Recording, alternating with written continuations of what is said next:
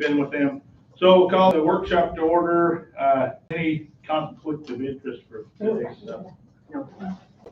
No, none? First of all, we've been asked that we amend the agenda for 21. We want to start with G first, which is Carl's, and then F after that, and then we'll start back up at A. Is that, do we have to have a motion for that? Have a motion to amend the agenda from I guess not. what? We'll just want to do that when you approve the agenda and well, it's just the work session. We can do whatever we want in the work session. Yeah, you're up, Carl. All right. Thanks for your time. We'll be as expeditious as we can be here. I would like to introduce Eric Somm. You've met him before. Walked through a few months ago, I think. I've asked Eric to conduct a presentation on the treatment plant and the status there and some needs and a plan that we want you to be aware of and want support on. So I'll turn the time over to Eric. Okay. Let's see, is there a way for me to share my screen really quick? We'll see if this cooperates with us. Oh, great, okay. This is item F, right? G. Okay, so thank you everyone for your time. I want to leave some time open to answer questions you might have on some of the details and make sure we're steering the conversation in the direction you want. But as an introduction, I wanted to update you on the status of what's going on at the plant, the types of flows they're seeing versus the capacity they have right now, some of the action items that are already in motion, and then get into some of the remaining action items that we want to address, not only in the short term, but also to look at some of the long-term plans for the city and for this area. So let's see if it'll, okay, there we go. So I'll skip over some of this stuff, but so long-term plans, we want to look at really where your growth is going, what the growth rates are going to look like compared to what we thought they were the last time we looked into our planning. I just spoke with Chris with Jones and Associates, and I know they're updating the collection system. So I want to keep collaborating with him and make sure that I get his updated population and growth projections so we match what they're saying and make sure we get our stuff updated to match that. So that's the long-term plan. That includes looking at different sites. Is the place where we have the current wastewater treatment plant, does that make sense? Or do we need to look at possibly a new location for the plant? That's the long-term plan. Now, stuff like that can take, even once we have a lot of those pieces in place, a new site identified, et cetera, that's still a 5 to 7 year window to actually permit, develop, build all of this stuff. So, and we're going to be a longer window than that, since that idea is really in its infancy. So while we're doing that long-term planning, there's some short-term plans that we need to make sure we keep in place. Can I interject? Yes, go ahead. I just wanted to add that I think we're all aware of certain things happening or with great potential to happen in or near our community that would impact growth and development in large ways. And so, yeah, but what we need is an updated plan that accounts for that. So that's where we're headed with that. Yeah. Okay, perfect. So just wanted to recap. So the plant as it is, it's designed to handle 1.9 million gallons per day, what we call an MGD average flow. We're right there right now, very close to it. So we're to the point where we need to expand. We already have, as you saw, expanded some of the facilities. We have plans in place to expand others. There's a couple other things that need our attention in the very short term to make sure that we keep things reliable and operating with the capacity we need. And that's how we're going to bridge this gap between where we're at now and where we see things going long term, 10, 15 plus years down the road. And as Carl said, some of that growth has changed. So our previous master plan we did in 2022 assumed a growth from 2.5 to 3%. Your growth has been a little bit higher. You can see we projected by now we'd have a population of just under 11,800. Online, I'm seeing estimates from 12,500, even pushing 13,000 in your service area, possibly more. So we've grown a little bit more. And I just wanted to give you a taste from the Gardner Institute how variable it is. So some years 10% growth, other years less than 1%. The good news is, from our perspective, we don't need to predict every year. We just need, what does the 10 to 20 year average look like? That's what I need to design around and what we need to plan around. So just giving you a roadmap, the master plan recommended that we expand the plant from 1.9 to 3 million gallon per day capacity. We actually projected 2.7 is what you need, but we rounded it up to 3 to give us a little buffer capacity. At that point, we had a 3 NGD plant lasting us well into the 2040s. What year was the last master plan? So the last major update was 2021, 2022. That was the last time that was looked at. And that's typical. Every 5 or so years is when you'd like to look at that, unless you have drastic changes, and then you kind of have to look at it again. So the idea behind that was that would buy us enough time for you guys to continue to do your planning, identify if a regional plant or a new site makes sense, while in the meantime we keep things up and running, and buy us the time we need so we're not in red alert DEFCON 1 mode. The timeline on this may be accelerated a little bit now, but the point I want to make is getting us to a 3 NGD plant is still, at least a 10 to 15 year window, which is plenty of time to do planning, but we need to get the rest of the 3 NGD plant in place to buy us that time to do the planning. So that's where we're at. So the active projects we have going on, like I said, Jones and Associates is updating your collection system. That's going to tell us where we fit on this. Can I get my cursor over there? Let's see. Oh, there it is. Where we fit on this 2043, if that projection moves up or down a little bit, that just helps us know how much time we've bought to do this long-term plan. So that's a very critical piece of information to know. And then the other part we have is the first phase, getting you guys more capacity on the main heart of the plant. That's already planned. We're waiting for the state to give us the green light on the updated permit, and then we're going to go out to bid. I believe we've got funding already dedicated to make that happen. So sorry, the 2043, that's 5% projection? That's based off of a 2.5 to 3% growth. Yeah. Yeah. Whereas the average since 2020 has been closer to 5%, but you can see very high variability.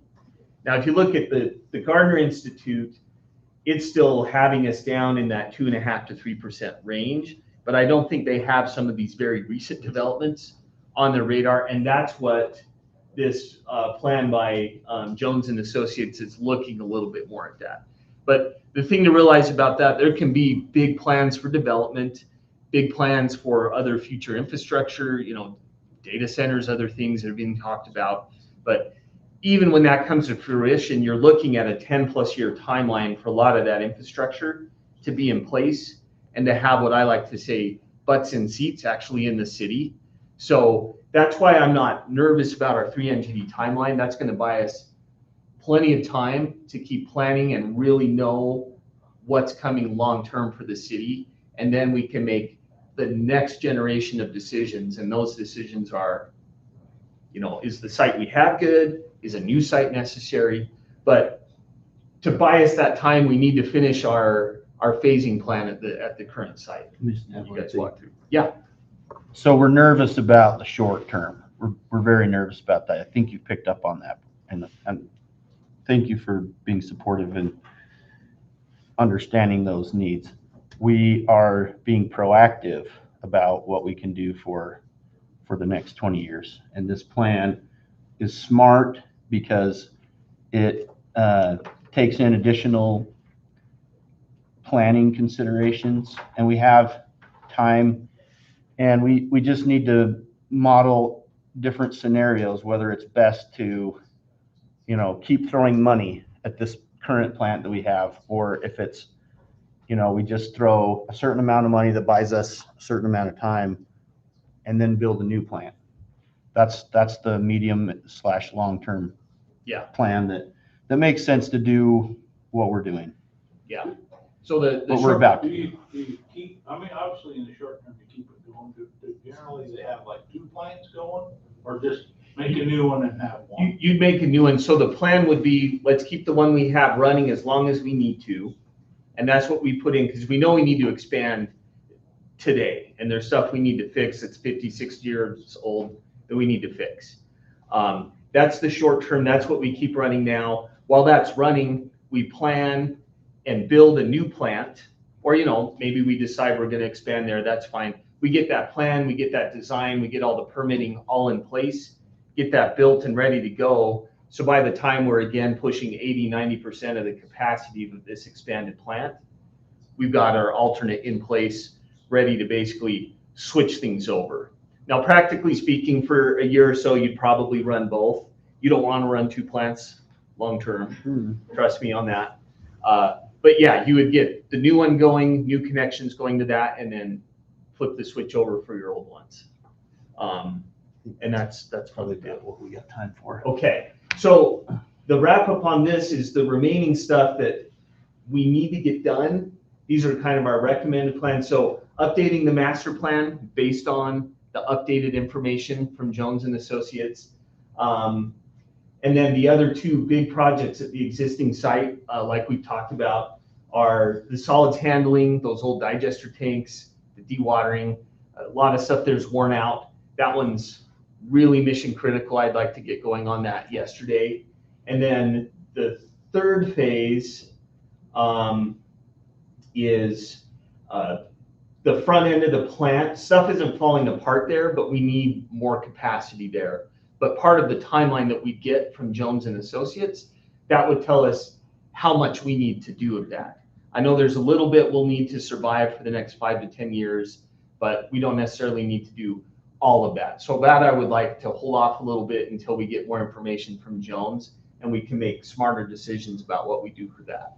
So the 2 big things from that are the solids handling. That's critical. We need to do that for now, no matter what the long-term plans say. Phase 3, we'll need to do a part of it, but the information from Jones will tell us what makes the most sense of that phase 3. Do we know how long it's going to take Jones to give us that information, or how long you will be waiting for the state's okay to start with what you're ready to do right now? So the state I've been waiting for since late last year. I bug them frequently. We're making progress through that. Jones and Associates, they I said, can answer that question. So we've been meeting with them every Wednesday, and so we are making regular progress now. So we just just holding that Wednesday meeting has been crucial to make sure that we keep moving things along. That and adding Steve Brady as the assistant city engineer has helped tremendously. We just doubled, the amount of people available to help us move things along. So it's going better. and I know Steve well, I worked with him for a lot of years, Right, so. yeah.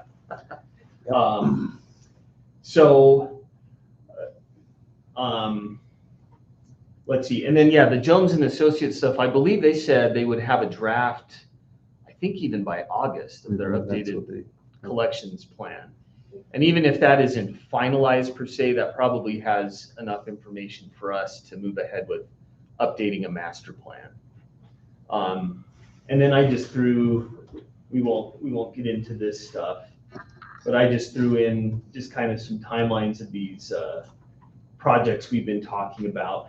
So you can see the collection system's ongoing, phase one's ongoing. We're just waiting to bid and build it.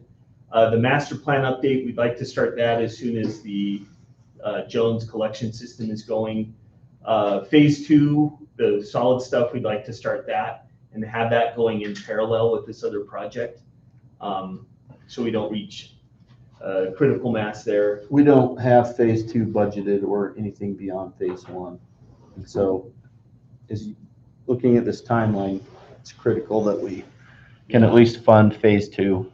And then once we kind of put out those fires, so to speak, we've got our master plan updated.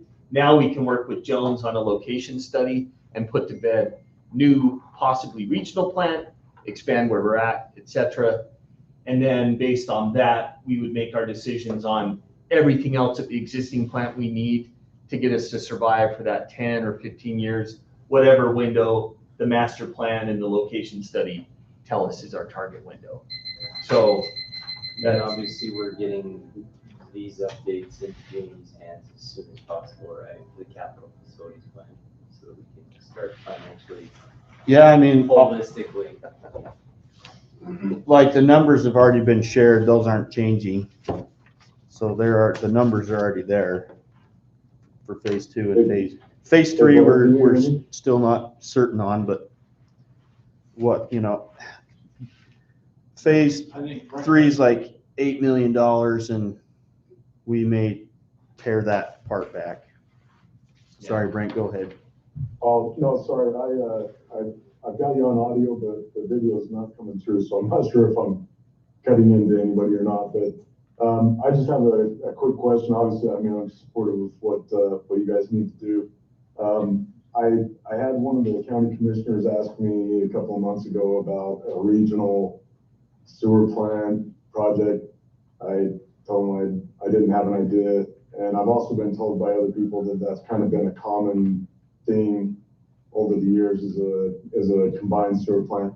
Is there any discussion with the county on a combined one, or is that even a realistic thing? as far as I'm aware, with Chris and Jones, he hasn't had any discussion with anyone. Well, I don't think on it's it. been our prerogative to, Yeah, we're primarily concerned with Tremont City, but the mayor has engaged in at least some conversations with the county at that level. And yeah. anything that you can I do, just wanted to see if it was there, but if it works out better for us to just have our own and let them deal with their stuff, I'm good with whatever you guys think is the best way to go. Yeah, I think they would be very smart to jump on board with what we're looking at, to help fund it, to help they would be. with planning and Yeah. be involved with that. So if you could choose, would you rather a regional or just a Fremont City plant? I mean, I know it's a hard question, but what would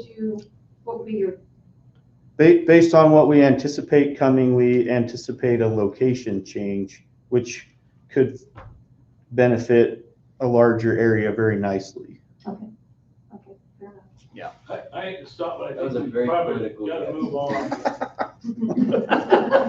Thank you, Bo. The next thing's in conjunction, right? So Yeah.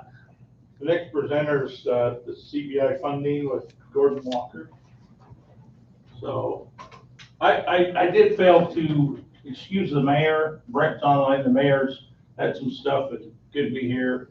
So that's why he's not here anymore. Thank you. Thank you. Appreciate your time and happy to answer any follow-up Let's questions. make sure Jamie gets information ASAP when you have it. Because funding is always Okay, I'll just go ahead and introduce Gordon real fast for you. Gordon, we had the opportunity with the mayor, and mayor would be doing this, but he's not here today, so I just wanted to acknowledge that mayor and I sat down with Gordon, and he's a consultant looking to help with some funding issues for the city and for short-term and long-term. And it was a really good, productive meeting. We met for over an hour, and interested to hear what he says and just to present to you as a funding option to help with some of the infrastructure needs of the city. So I'll turn the time over to Gordon. Thank you.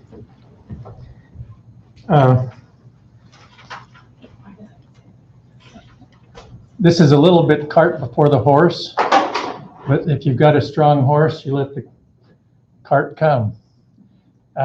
This was interesting. It was interesting that you had a presentation on a new sewer.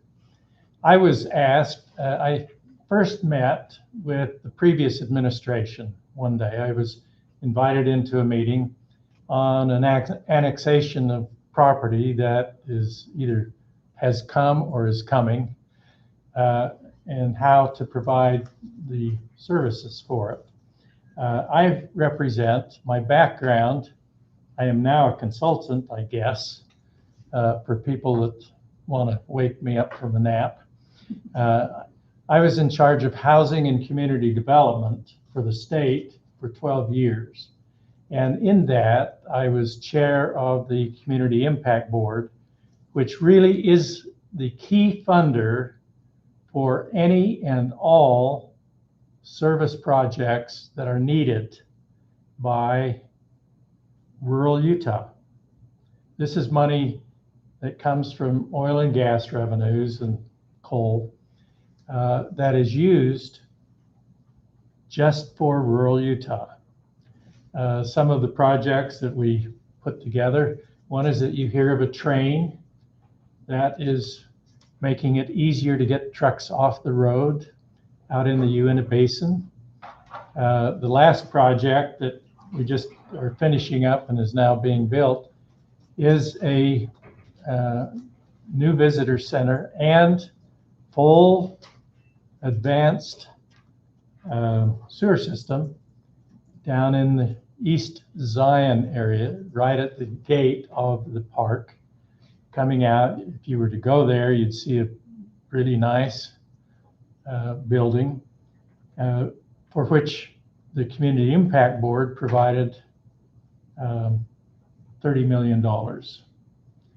So as I met with these gentlemen, I'm not here to sell you on anything. I'm here to facilitate what you do with them. As I listened to the presentation, it would be very, very easy to skip forward to where you're going and maybe not travel all of the roadways there.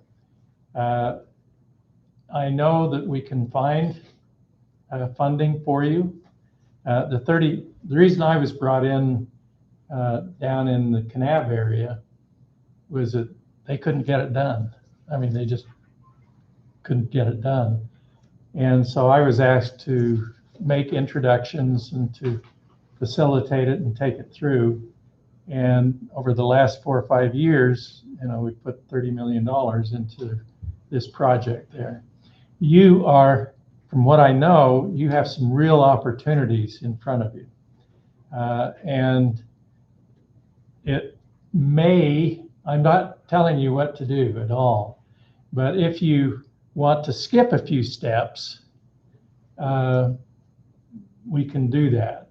I know that, actually the reason I say that is that I hired all the people that are doing the decision making. So we do have access to this money, but it's a lot of money that is available. When I left the state, we had about $850 million that is revolving and continually repaying and coming back. I would be happy to help you. I enjoyed meeting Christine. You've got some good people, and Carl. But I can see how to solve many of the problems that you struggle with on the money end. And the reason I say that is when I met with the previous mayor and previous group, they were saying, well, they were going to do this or that. And it was always about water because that's what we were talking about. And I said, well, here's your problems. And I pointed them out. And when we got together and followed up, what I told them happened exactly. Because the state has been slow this past year in approving new sewer systems. The sewer system that's going in down just on the east on Highway 9 outside the park is a absolute state-of-the-art type sewer, and it took them a year to do it. And so what he's saying, we need to make some calls and get some other people doing some of these approvals. Anyway, I'm here. I was asked to come, so there's no arm twisting today. But I would be happy to work with you and work through the financing of every one of these things. The source of the money, as I mentioned, is oil and gas revenues. There's a royalty, and part of that comes back to the state. 6% goes to Washington, 3% comes back to the state. And that, with the payback money, provides an excellent source of revenue if you know how to get it. So it's a loan per se. It can come in the form of grant. It can come in the form of a low interest loan. For example, if you're doing a water project, there's another source of funding at the state from the Division of Drinking Water. And when someone would come to us for a water system, we'd say, have you gone to drinking water? And they'd say, yes, but you're cheaper, which is true. And we have a whole lot more money. CIB, I'm sorry, sometimes I lose myself in historical, but the CIB has a lot more money, generally a loan, but it's a low interest loan.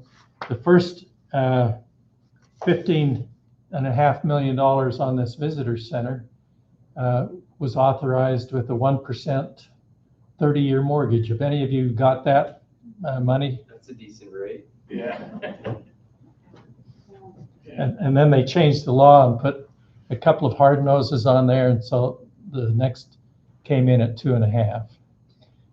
And that's where this would be going.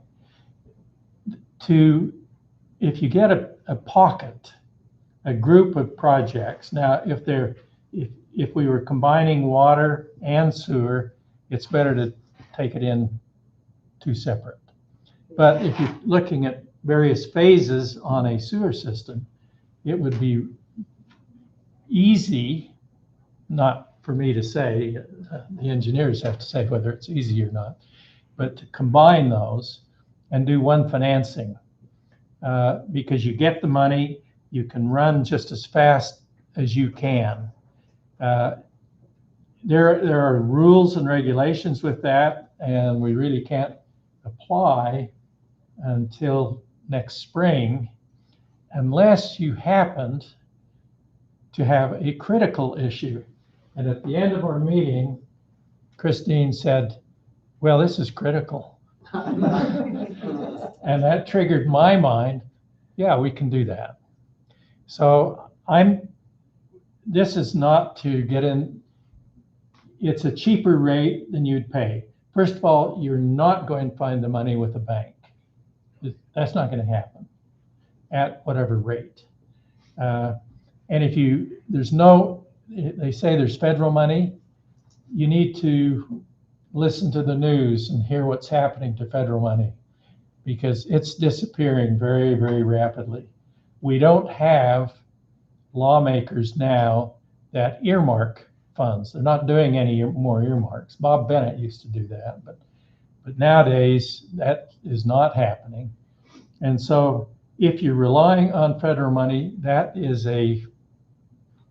dribs and drabs, but it's not if you want to get something done and move forward. And at the state level, it's really the same. The sources of money just aren't there. We can go into that someday, but anyway, I am available to help out.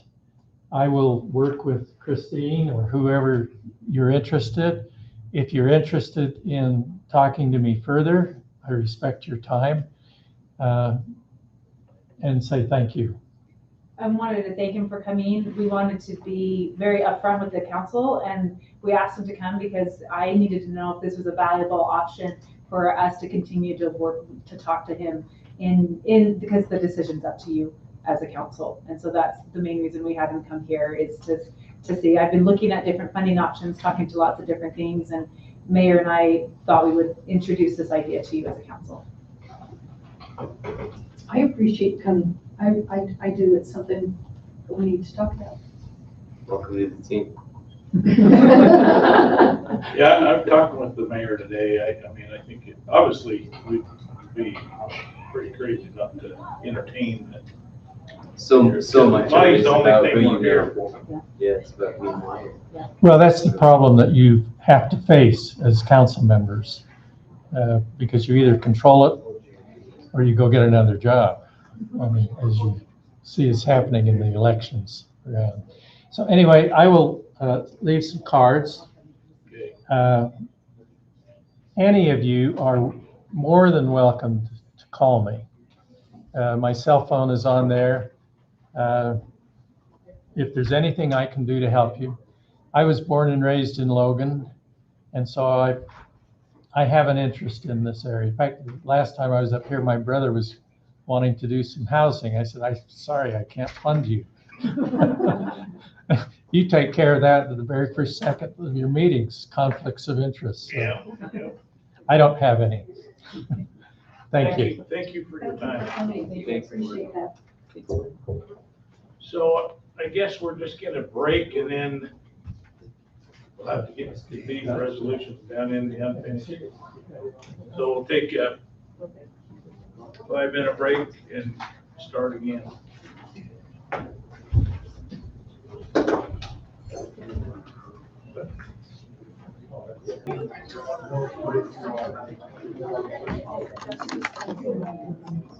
Okay, if you're outside and you're coming in, even if you're outside, we can hear you here, so we need to come in, everybody.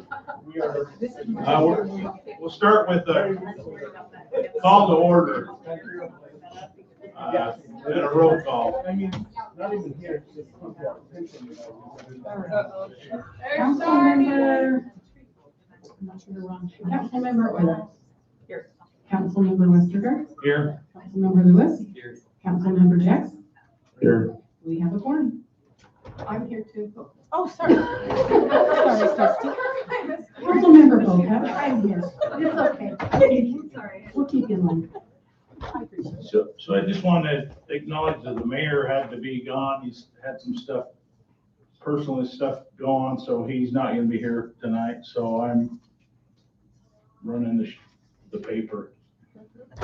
So, tonight, and I guess Cynthia knows, we'll have our, invocation and prayer by Christie, Councilwoman Boket, and then the pledge by Councilwoman, I won't say woman, Euler. So we'll start with that.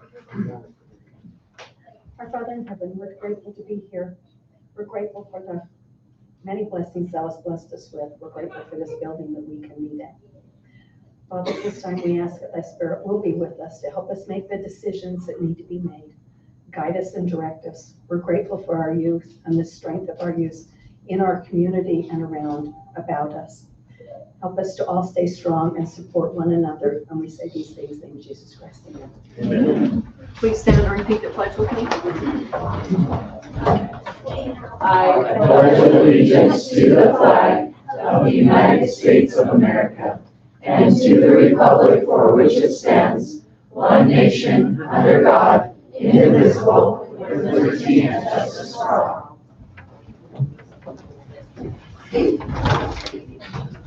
Okay, and ask for a approval of the agenda. I'll make a motion that we approve the agenda with the following changes, that we move Resolution 2644, Resolution 2645, Resolution 2646, Ordinance 2609, Ordinance 2610, and a light discussion on Pillar 4 to the strategic business items The policy session. for the policy session. Second that. Okay, we have motion to second. All those that say yes? Yes. Yes. Yes.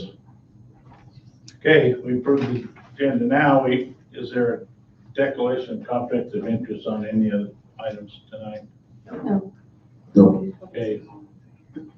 None there, so, the next thing is a presentation. We have, Jordan Rawlinson with 10 years with the Parks and Rec, and I guess Zach's presenting that, so over there.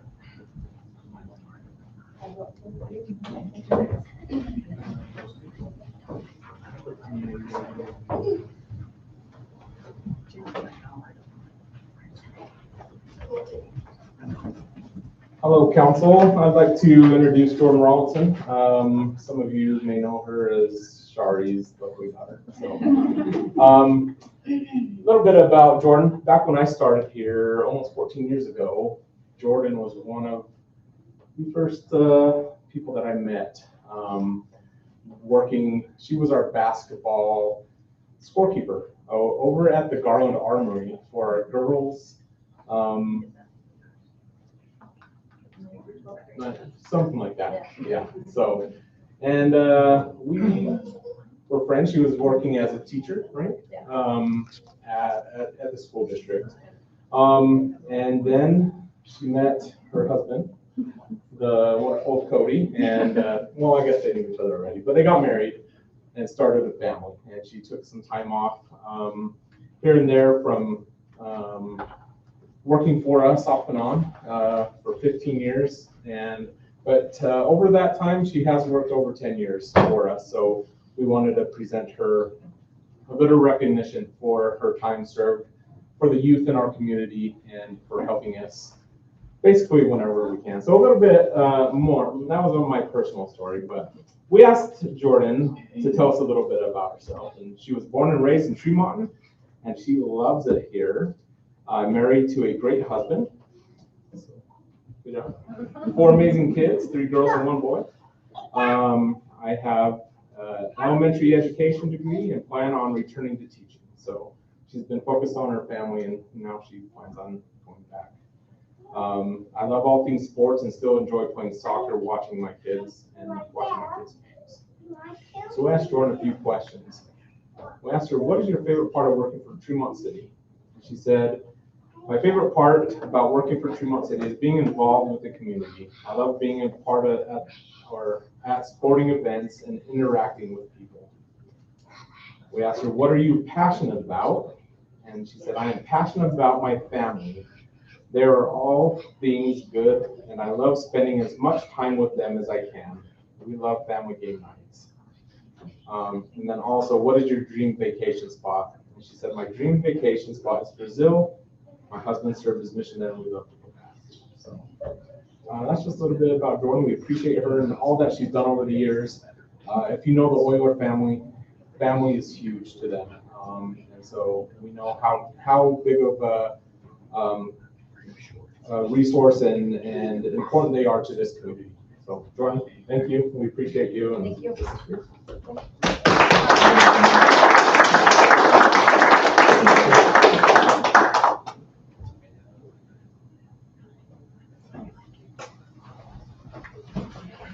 Okay, item 6, or 7, swearing in the youth city council, and have their leaders are going to announce their names, and so we'll turn it over to them. Well, we are excited to get our new year going. I'm Caroline, and this is Bill Burgess. We are the leaders of the group, and we love working with this kids. This year, our new mayor is Bridget Deaton. When I see your name, come on up. Our city manager is Avery Kimber. Our recorder is Taya Burgess. Our historian is Macy Mello, and our project manager is Aisley Butler. And tonight we also have Brooklyn, Peyton, Gracie, and Lucy here. And as you can tell, I have the dream calling. I work with some amazing kids. These guys do a lot of good jobs at planning and carrying out activities for the city, and we are so excited. Our new board has planned a new activity this year with Parks and Rec, and we're going to have a team night, and they're really excited to bring some new activities to our city. So this is our new year. Thank you. Repeat after me. I do solemnly swear. I do solemnly swear that I will support that I will support, obey, and defend obey, and defend the Constitution of the United States the Constitution of the United States and the Constitution of the State of Utah, and the Constitution of the State of Utah, and that I will discharge the duties and that I will discharge the duties of my office of my office with fidelity. with fidelity.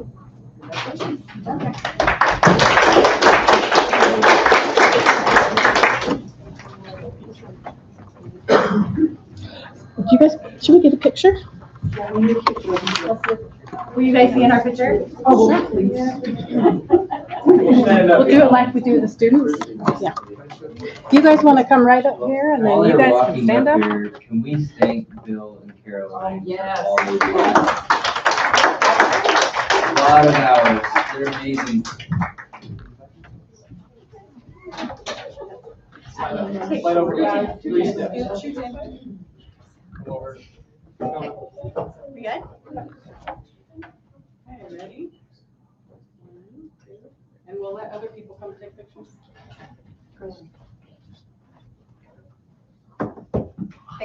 Thank you, guys.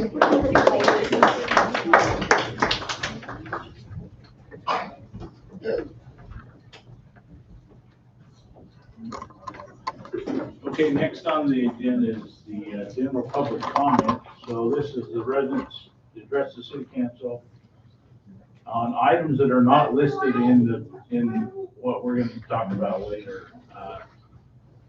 Just remember their dignity, and when you come up, state your name so that we can get it on record.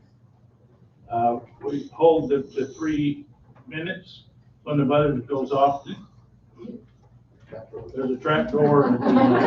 We have a lot on the agenda, so. If anybody, I don't know if we had anybody sign up. So it's now, the floor is now open for.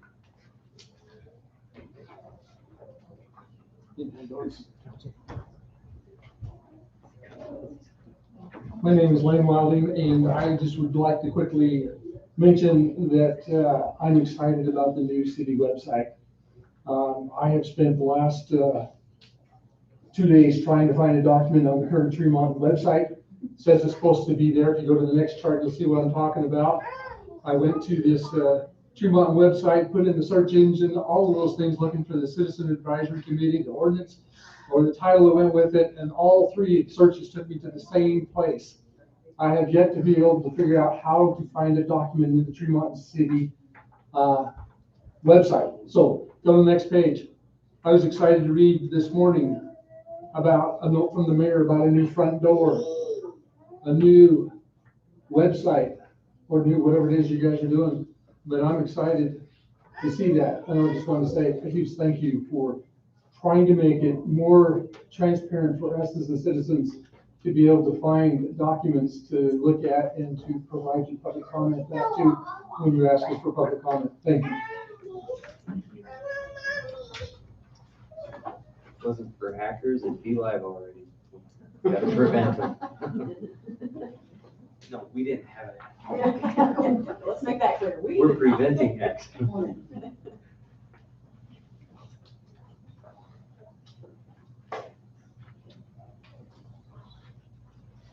Any others? Okay, we'll move on to the next is discussion considering approval of the special event, the live entertainment permit. And is Zach gonna present that or? Yeah, very good.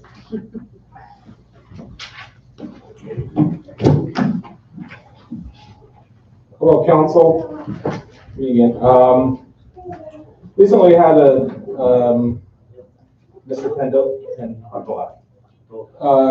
submitted a special event and live entertainment permit.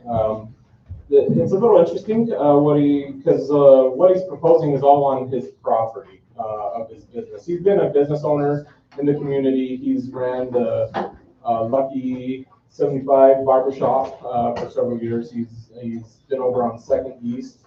And he's currently in a new location, which is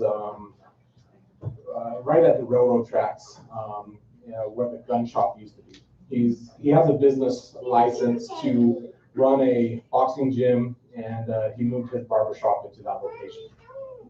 So with this application, he has he's asking to be able to host something similar to the Mugs and Bananas, which is a public event, except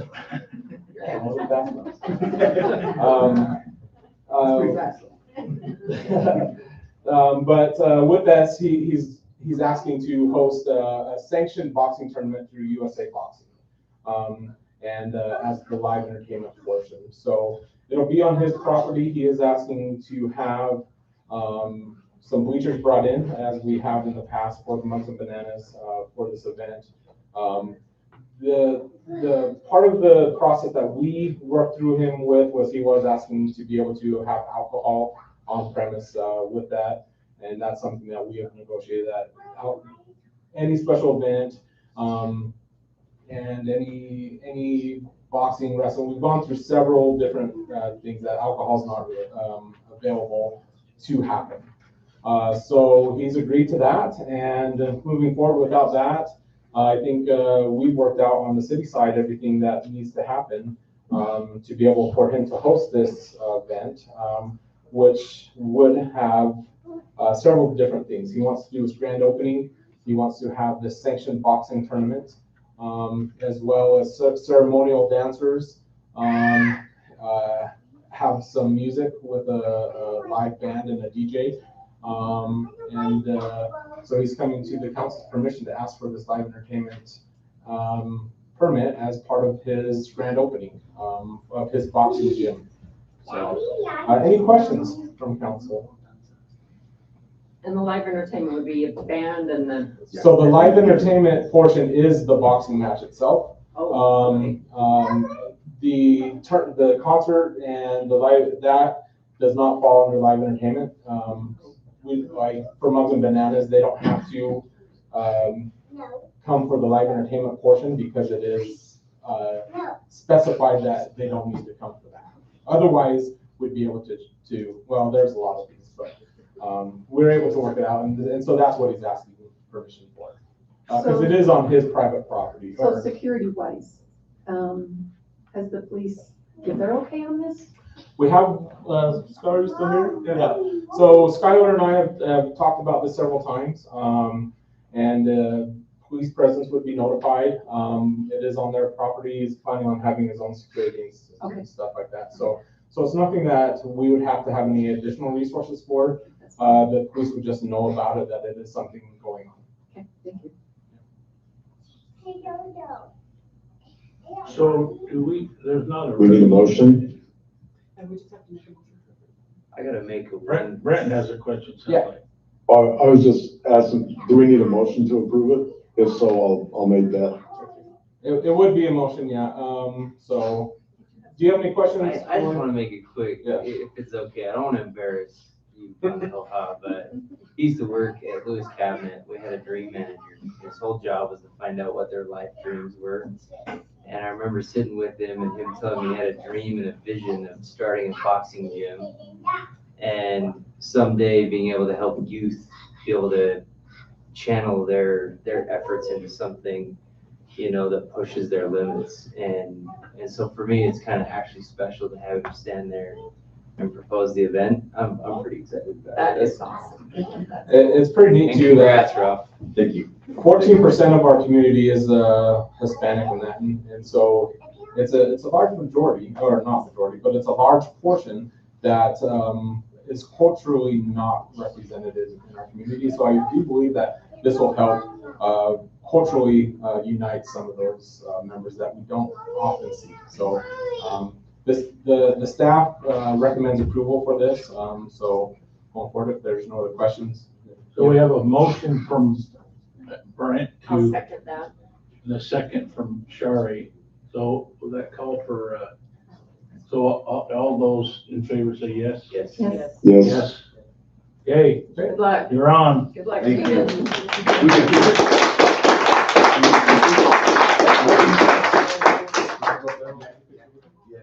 Bo probably. For personal reasons, Just go stand. Get ready, here you go, stand up.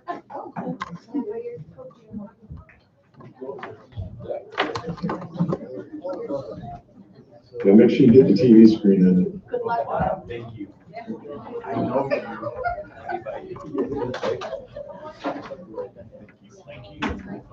Thank you. Want me to take a picture?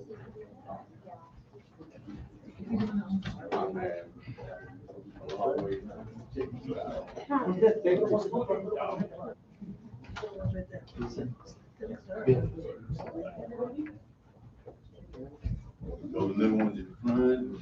I think everyone should be going like this. I'm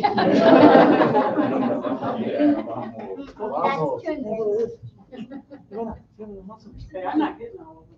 Why do you want to stand up? In the back? No, you should be in the back. That's why he wants to sit there. Okay, ready? Come on, smile. This is for it.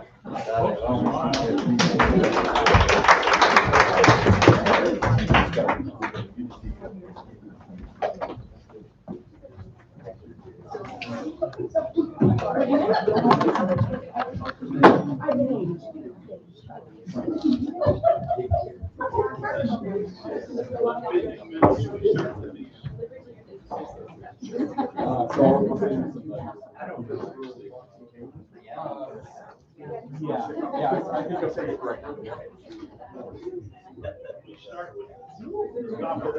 Yeah, I'll send you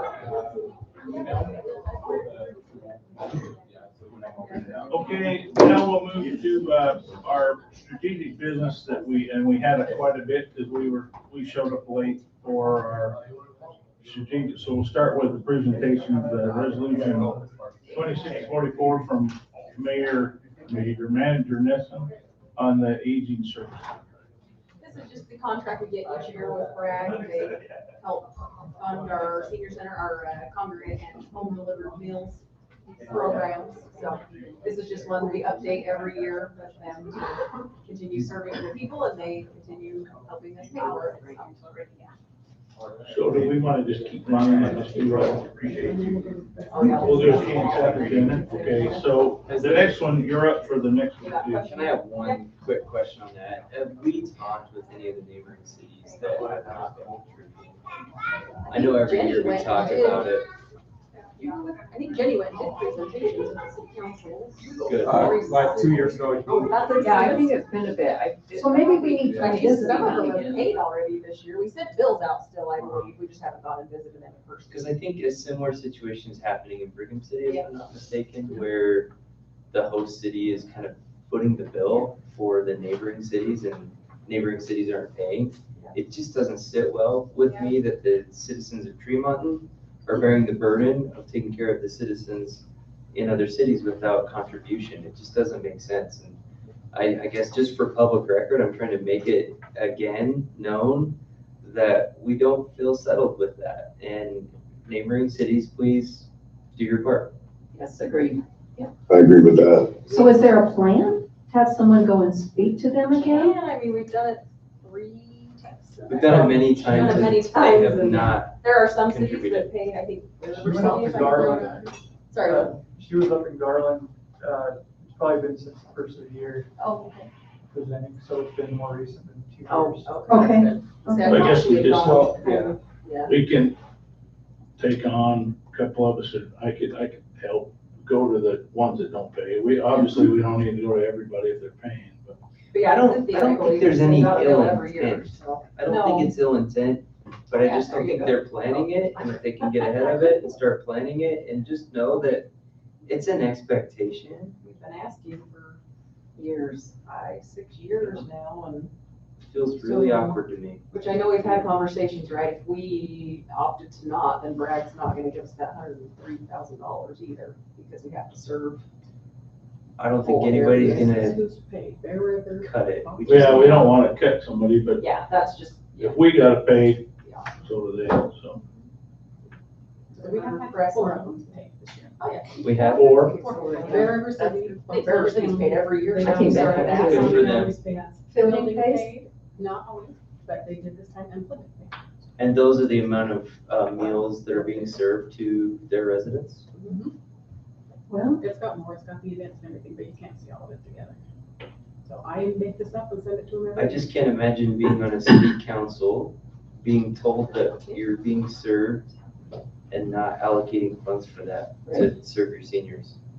It feels really interesting to me. Again, I don't think it's ill intent, but is it just not understood? I don't know. Well, maybe like Blair said, maybe we should just divide and conquer. I know, And get some just city before council I got in, they went to every one of them. I know. Did they? Yeah, and that's only been a while. But some of them have new administrators Yeah, too. that's true. Yes, there's turn. And probably needs to start in January when we send Yeah. the invoices maybe, so they have time to budget for it. I'll check with Jenny too and see what she did in the first year, how many cities she went to, and Maybe she just did Carl's, I don't know. yeah. Okay, that sounds good. Thank you.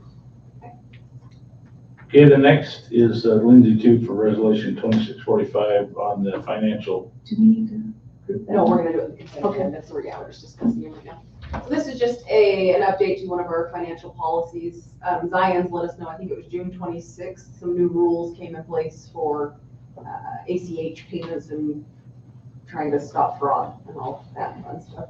So I did also send this on to Jamie, who looked at it, and she said there's lots more changes we probably need to make in this policy, but where this one became effective on June 26th already, we thought we better get it in here, and then we'll review the policy again and make some other changes to bring to you at a later date. But yeah, this was just an update that Zion's let us know that we needed to have in a policy somewhere to monitor for ACH fraud, so. Any questions? I've got one, Blair. Did I misunderstand, but when Bo made the motion to approve the agenda, did we not remove all of these out of the consent and into strategic business? I think we were just moving because we didn't discuss them in work session, right? You just wanted to be Yeah, able to to discuss them unfinished and. business. Yeah, I didn't know for sure where it fit. I think we were just going, because it was on the work, going to end, so we can, the next thing would be approve the consent agenda. Yeah, that's the things we just discussed. Okay, because I can tell you, I'm gonna ask for 26-46 to be removed from the consent agenda and into strategic business if that wasn't part of the agenda approval. No, that wasn't part of it. Okay, then, Can you make a motion to adjust? yeah, I'll make a motion. Oh, yeah, we need a motion to approve the consent agenda. You can do it then. Okay. Yeah. So what are you saying? Are we moving 2646 to another place? So on item 11, Yeah. you would like it removed and put on the item 12, strategic business. Yes, So into strategic. So we'll just skip that one? No, we still need to. We need to make a motion. Oh, we still need to discuss it, but we'll, So we can It'll be discuss it, separate. but we're not gonna be voting on it. it won't be on the consent. Whoever makes the motion to approve the consent agenda, we'll just need to ask that we move that one out into the. Okay, so Cynthia's up for the presenter of that. Okay, so we have a newer judge, and he's trying to follow state guidelines and moving to a lot of the things they're doing. And so he's got a new payment system that we're going with the states, and along with that, we're also wanting to move to a constable service, to our bailiff service. If we have any conflicts right now, we don't have anyone that can back it up. We've had court several times without a bailiff, so this will just hopefully be a nice consistent thing, and we won't have any issues. And this is how a lot of the courts do it. So we're just trying to follow that. And How does it impact our budget? I don't know what the bailiff's getting paid now, but this is far cheaper than the other options we were looking at. So the reason that I wanted to remove this from the consent agenda is, one, this is the first I'm hearing about anything, and I'd like to get back, and I haven't had a chance to talk to Skylar about anything coming up. I know that when West Jordan moved from our own bailiffs to the constables, it cost us about 1.75 more times more, and so it was more expensive because you're paying for all of their overhead, and so I'd like to know what the costs are, what we're weighing that on.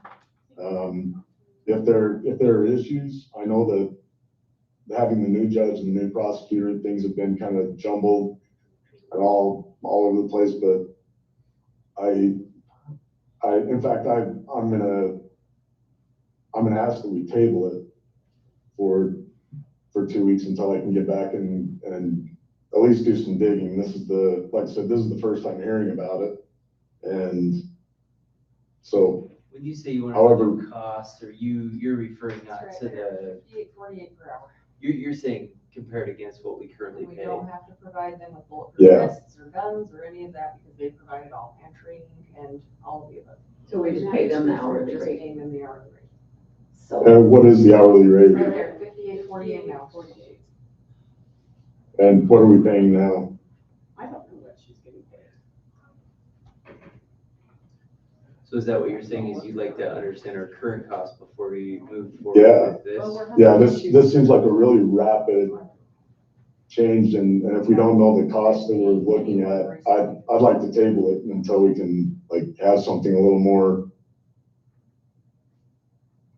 presentable, It I sounds guess. like is there what was a I'm- problem with, I don't know how we're doing it, but not having anyone. And it's that's, important that we Well, have. that's probably- Judge Yeah, Erickson and- has asked well, us and- to change it. Yeah, and it comes down to is Madison being notified of the schedule? I mean, is there consistency on the court dates? There are all these questions that I have that I don't see a problem in tabling this for 2 weeks and let me get back and kind of dive into it.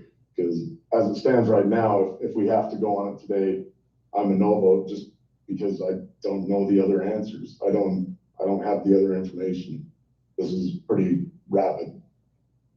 Don't we usually hold court Every on a Monday. set day? Every day, yeah, Every Monday? Same time. Yep. But aren't some of them virtual?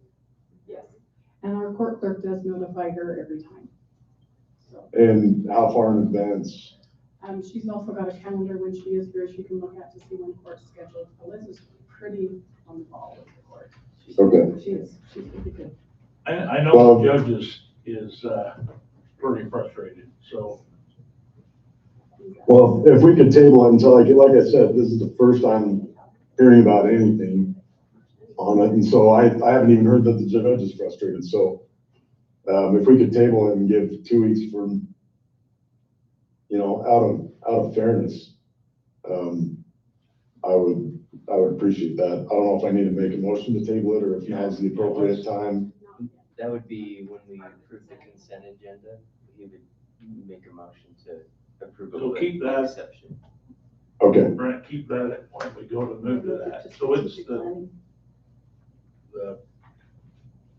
2646. 2646, correct. Okay.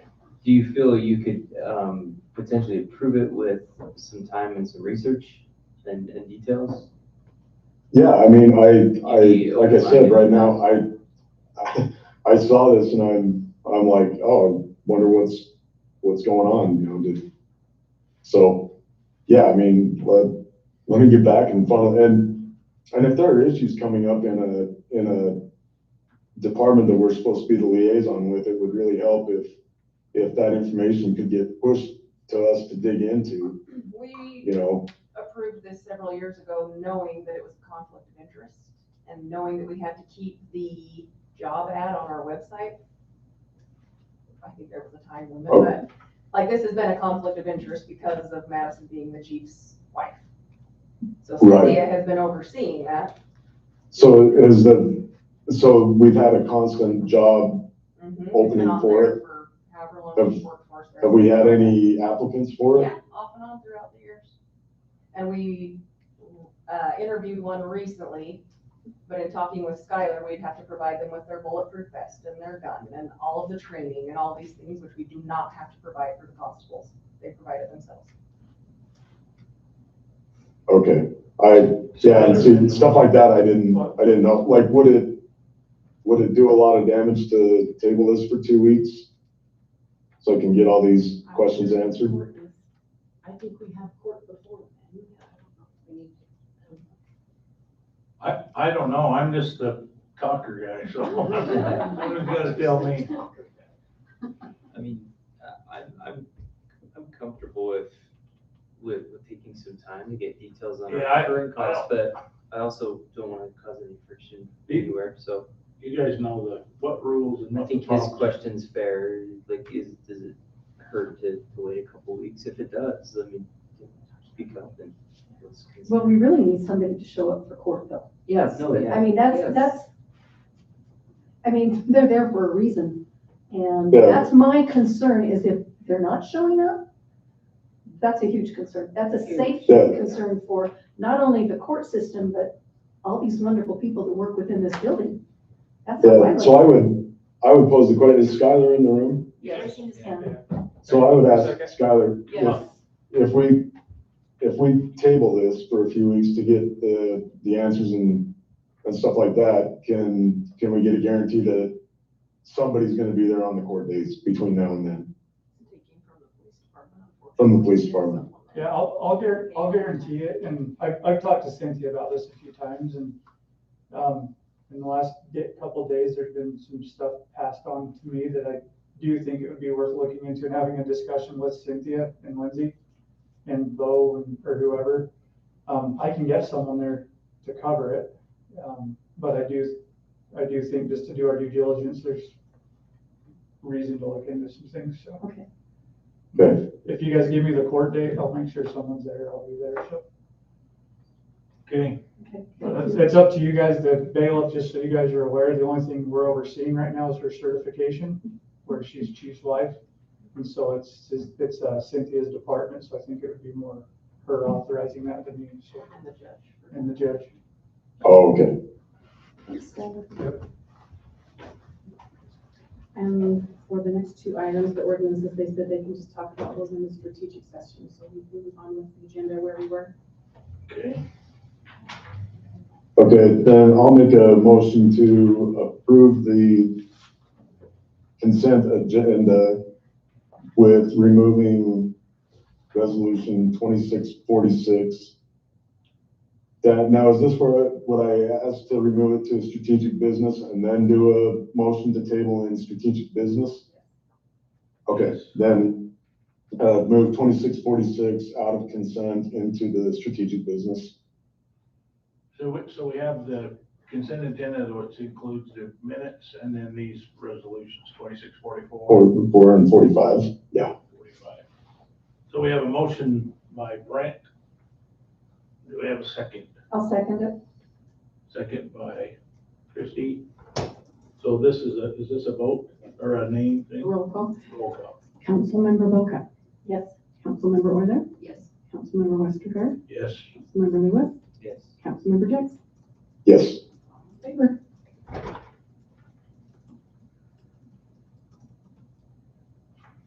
Okay, now we'll go to strategic business. And the first one is a consideration adopting the ordinance 2609 of the rezone of the Buchanan Estates.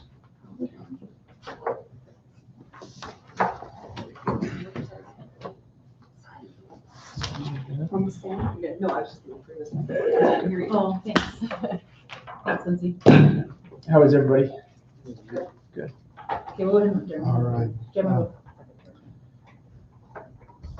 Item 12A on the strategic business is the Buchanan Estates rezone, application 26.015.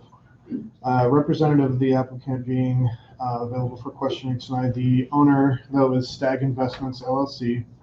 Project location is approximately at the terminus of North 1650 West. The application was submitted May 15 of this year with the parcel number identified in your packet tonight. The current zoning is split between two zones, RN16, which is a multiple residential zone, and R110, which is a residential zone. The general plan designation, which on a technicality comes from the future land use map from the 2023 integrated land use plan, designates this area as single family residential and in parentheses, low to medium density.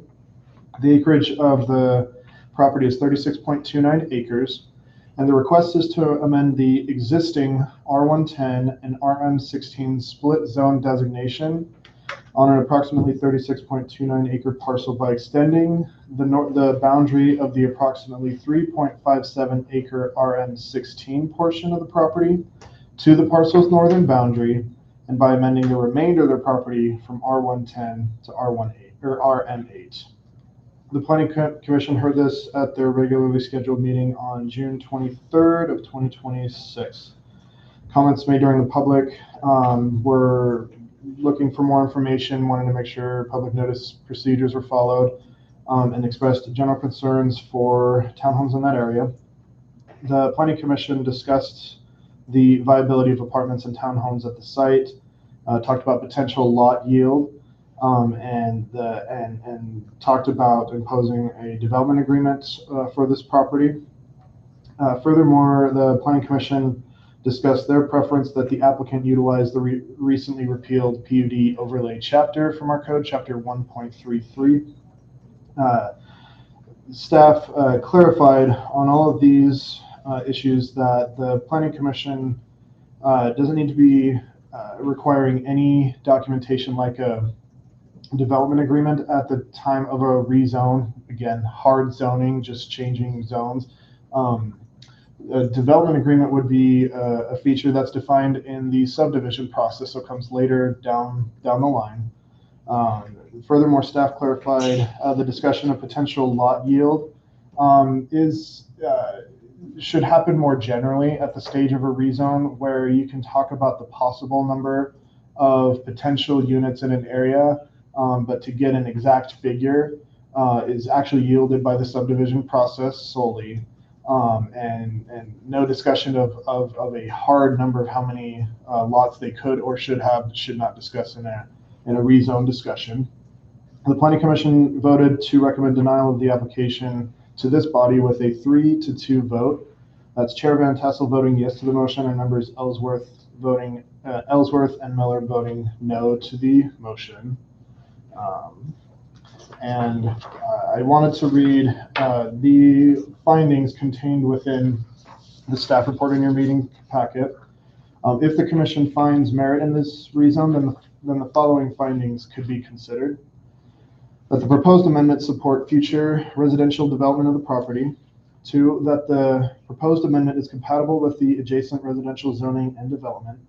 3, that the proposed amendment promotes logical and orderly residential growth. And 4, that the subject property is suitable for future development and has access to the existing street network. Again, a representative of the applicant is available for questions, and staff can answer questions as well. Thank you. I'd like to ask you a question. Sure. Okay, I listened to the planning commission meeting the other night. I apologize for how things went. No, you're fine. You yourself have come out and said that you don't want a PUD on this land. Correct. On this. Okay, the planning commission was trying to push him into that, and he has said he doesn't want a PUD, so We don't have a PUD. No, He had the opportunity to. He does because he could have been grandfathered in. Yep. And so there was that opportunity there, but I just wanted to make it clear that he has chosen not to do a PUD, and I appreciate that. Cynthia. So the R116 would just stay along the freeway all the way to the end of your property? Correct. There should be a zone map that will kind of show that. I think it's a few pages down, maybe. And basically, yes, it just borders I-15 because the main road going through is going to be a 60. Jeremy, is that a 66-foot road? Ooh, maybe up, actually. I thought I included it. It's on there somewhere because I saw it. Gone. Right. The white one. Down, the white one. So that shows the layout of the RM16 where it will border against I-15, which will be a block from the freeway. That's the whole purpose behind that zoning there. And that's why we want the main road to continue straight through. It'll break the development down into basically 2 different sections. You'll have your higher density against the freeway, bordering the freeway, and we'll keep our lower zoning, the RM8, to be able to build multiple different types of housings, from townhomes to single family to whatever suits the surroundings. We want to bring multiple different types of families to be able to afford affordable housing, basically. So that's kind of what our goal is. May I address the council? One of the things that his proposal is he's trying to get that variety of housing types within the HART zoning standards. And so the council's decision is to decide, does this HART zoning fit the area for his ability to do that? And that was the original request of the application. And our current land use plan is not including that, correct? What is the land use plan? It's the exhibit just previous, I think. Keep going. Yeah, okay. One more. RM16 on the bottom part. Yellow. Right there. And then R110 on the rest of it. Yeah. It doesn't give a hard zoning or current plan. It just gives a general guideline of medium to low density in that area. And that's up to the council's decision. Yeah. A quick note, on a matter of policy, staff wouldn't really recommend creating any split zoning. It exists currently, and so they're amending the split zoning. The reason that's important is because it allows for apartments in one area of the property and townhomes in the other. And single family. You are almost getting a de facto mixed use there, at least between residential and multiple residential types. You're getting a varied housing style approach to this area. The applicant, I would say, is advantaged just because the split zoning designation already exists. They're looking to amend it. That makes sense. So when you reached out to the existing residents that live there or around that area that's going to be affected, What did they say? what was the temperature there? We had three different Yeah, meetings. right. We had three different meetings on this, and we had the central come, and we had two different. The first proposal was for the entire parcel to be RM16. Okay, so not the RM8. They wanted the rezone to be rezone the whole thing to RM16, so they could do apartments on all of that. At that meeting, there were 15 to 20 people there. 100% of the people at the NPI voted in favor that this was a good area, that this was a place where they could see, because there were already apartments there, and they felt like that was something that they voted 100% that was a good zone change, but then they also voted 100% that they felt like Tremont wasn't ready for it. They were concerned about schools, they were concerned about different things. The developer has gone back and amended the original proposal from RM16, so the RM16 is now just on the freeway side, and then it's the RM8 on the other side. So that was kind of some feedback that they got, made some adjustments, and then there's been 3 different notices sent to all of the residents about this, and we've had one resident come to the planning commission meeting that vocalized his concern about having multifamily housing there. But after the meeting, the developer was able to talk to him, and that resident was appeased. Coming from the standpoint of the MPI in the central district, I have not seen a huge I've seen more support than not in this area. That's the, I would hope, a faithful account of what we've seen. So has the road, is there going to be a road cutting through? Yes. If I remember right on the road master plan, it's going to cut along that frontage, and there's the other industrial. Yeah, if you want to scroll back down Above it. to the black and white one, that one right there, the road right there that will divide the multifamily housing areas with the lower density, the higher density, the lower density. That road will go right in between those, and it'll continue on up and connect up to 1000 North right across Canal Bank Drive. There's a canal, so it'll go straight through. In order for the developer to create the subdivision, he knows there has to have that egress in place, and they are actively working. We are working with Price. We have met with Price Development, and they are also on board with that. They also know that the road, their plans match, is what I'm saying, so that can happen. For split designation and the actual physical location of the site supporting a future road looking pretty straight as it's depicted there is kind of unheard of, particularly advantageous to the applicant, so. To me, it looks like a fit. It's there, that's what I'm trying to say. So can I ask a question? Yes, please do. How many on the apartment side, how many buildings approximately are you anticipating building? I mean, what is the RM16 zone, you know, allow a 16 acre or 16 units per acre. So, I mean, we're averaging, 13 acres, and I think 3 of them or 4 of them are already zoned in that RM16. So, I mean, I don't know the hard number on that, but that amount roughly. Do we have a map on that, or do we not have a map on that? I don't think you mean your concept. Yeah. I don't think we have that on the report. I think there was 6 buildings maybe, and we don't plan on doing on apartments over 4 stories, because after 3 stories you have to go to elevators. We don't want to entertain the idea of elevators, so we're not trying to look like we're going to build high-rise buildings. Okay. By any means. And my second question is, has this gone through police and fire review? No, not at this Not time, at the rezone stage. That would go through at the subdivision stage when they start Okay. building out the lots. But the rezone is just to say, is this an appropriate place for this kind of zone?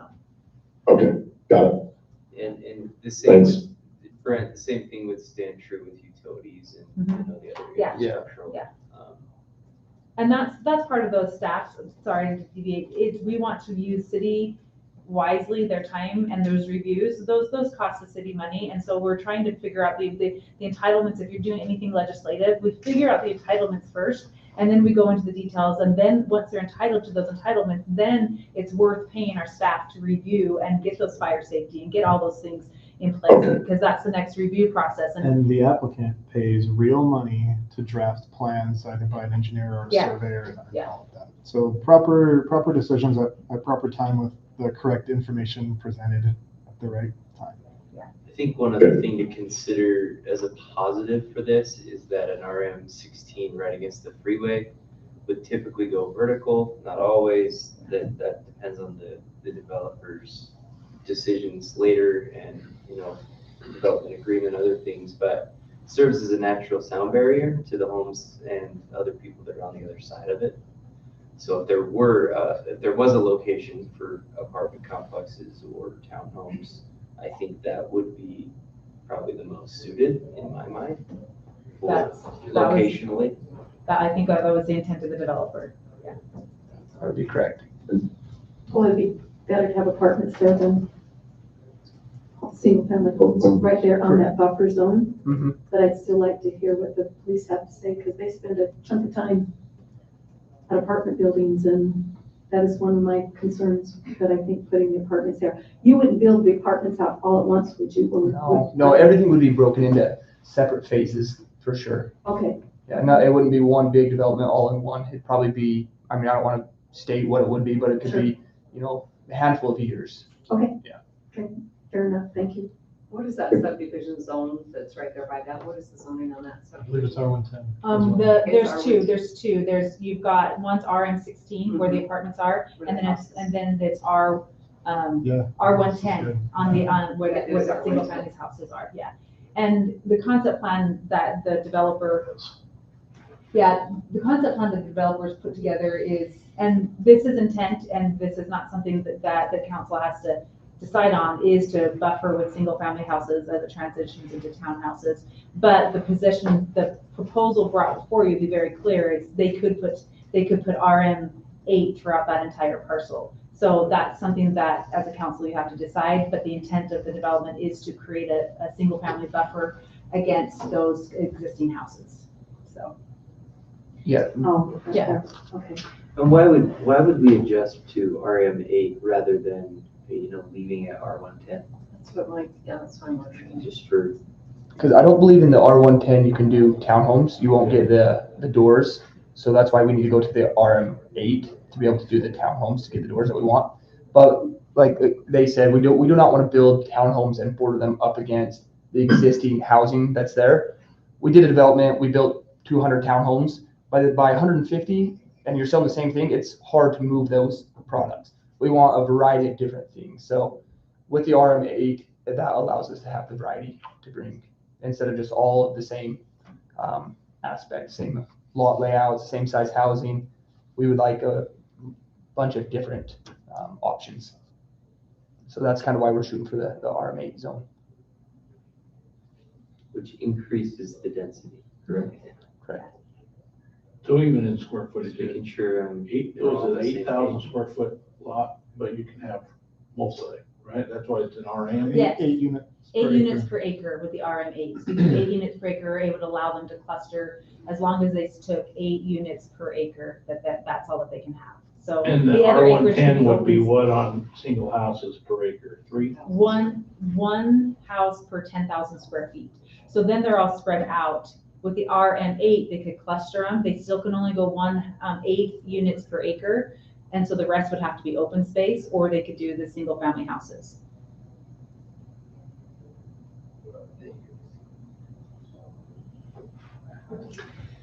I mean, I'm just generally speaking, my opinion in general about our land use plan, that if we're talking about density, these are the types of zones that I think we have generally thought about for the density and not out in the outskirts, right? And that's what I've also heard from residents, is that would be the intention, is closer into the general, I'm going to support what you're saying.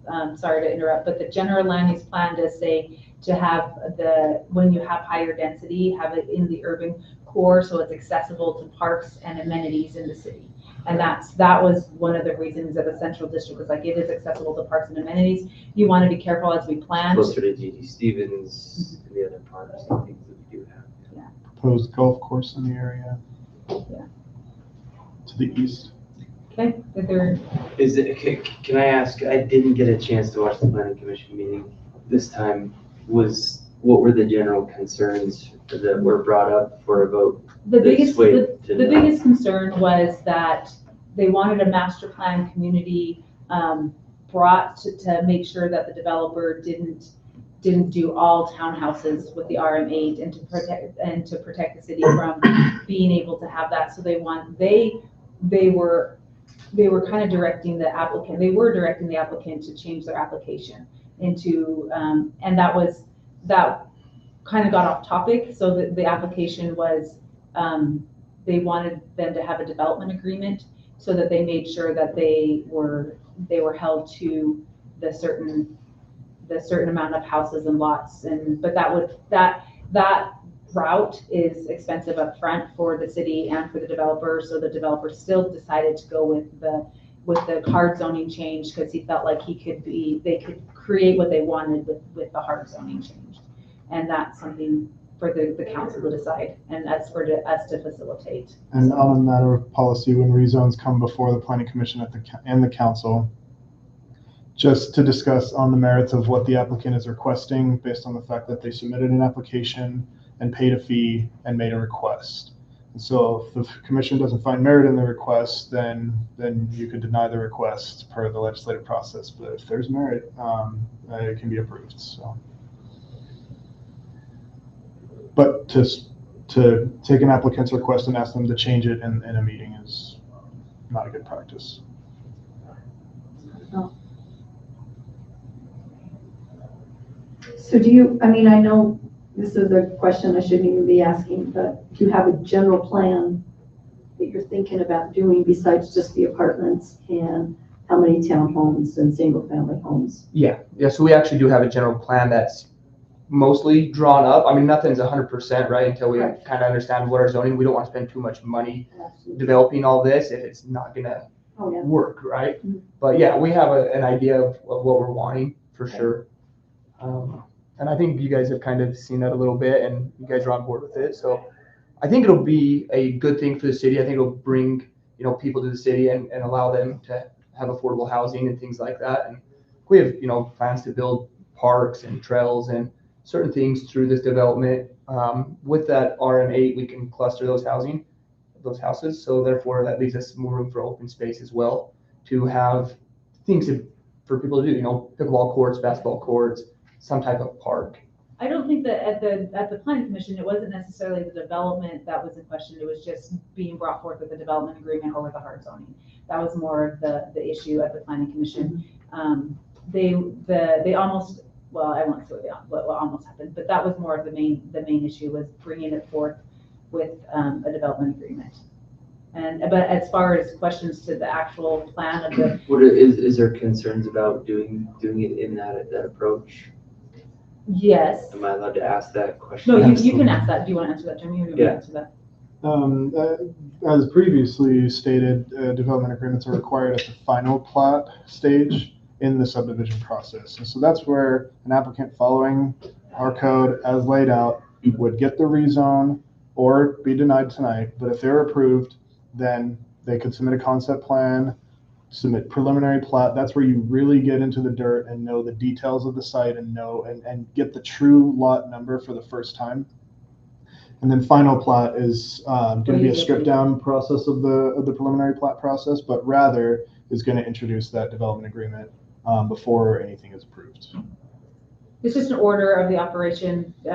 You're requiring a developer to produce a document that's more expensive when he hasn't got his secured his entitlements yet. And so he's trying to secure the zoning change, and then he'll produce the development agreement. That's the difference between an overlay and a hard zoning request. Those are the differences. So an overlay. Can I make? Go ahead. Oh, go ahead. Oh, I was just going to say, and Christine, you know how I feel about the developments and my concern about high density, and also the kind of rope-a-dope approach on things. And so and this is also my ignorance in this area.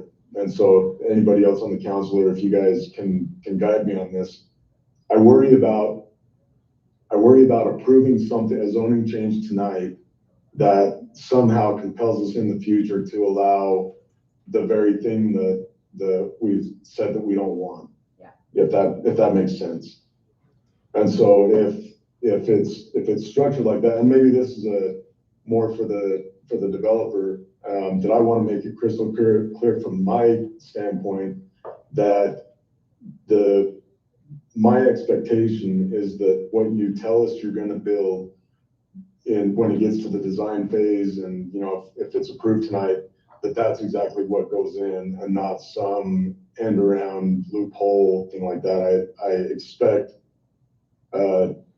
expect full transparency on what's going in, how it's going in, the way it's going to be affected, how it's going to affect the community, how it's going to affect public safety.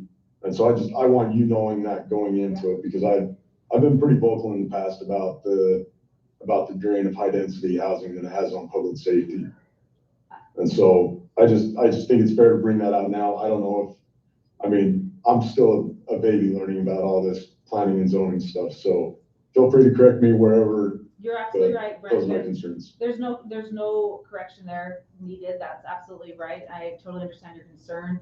This is a situation where we're trying to be completely transparent. This is the request being brought forward as far as being able to exactly be what you want. It's the applicants asked for the hard zoning. We brought the hard zoning forward. If it's not something that's acceptable to the council, that's up to the council to decide.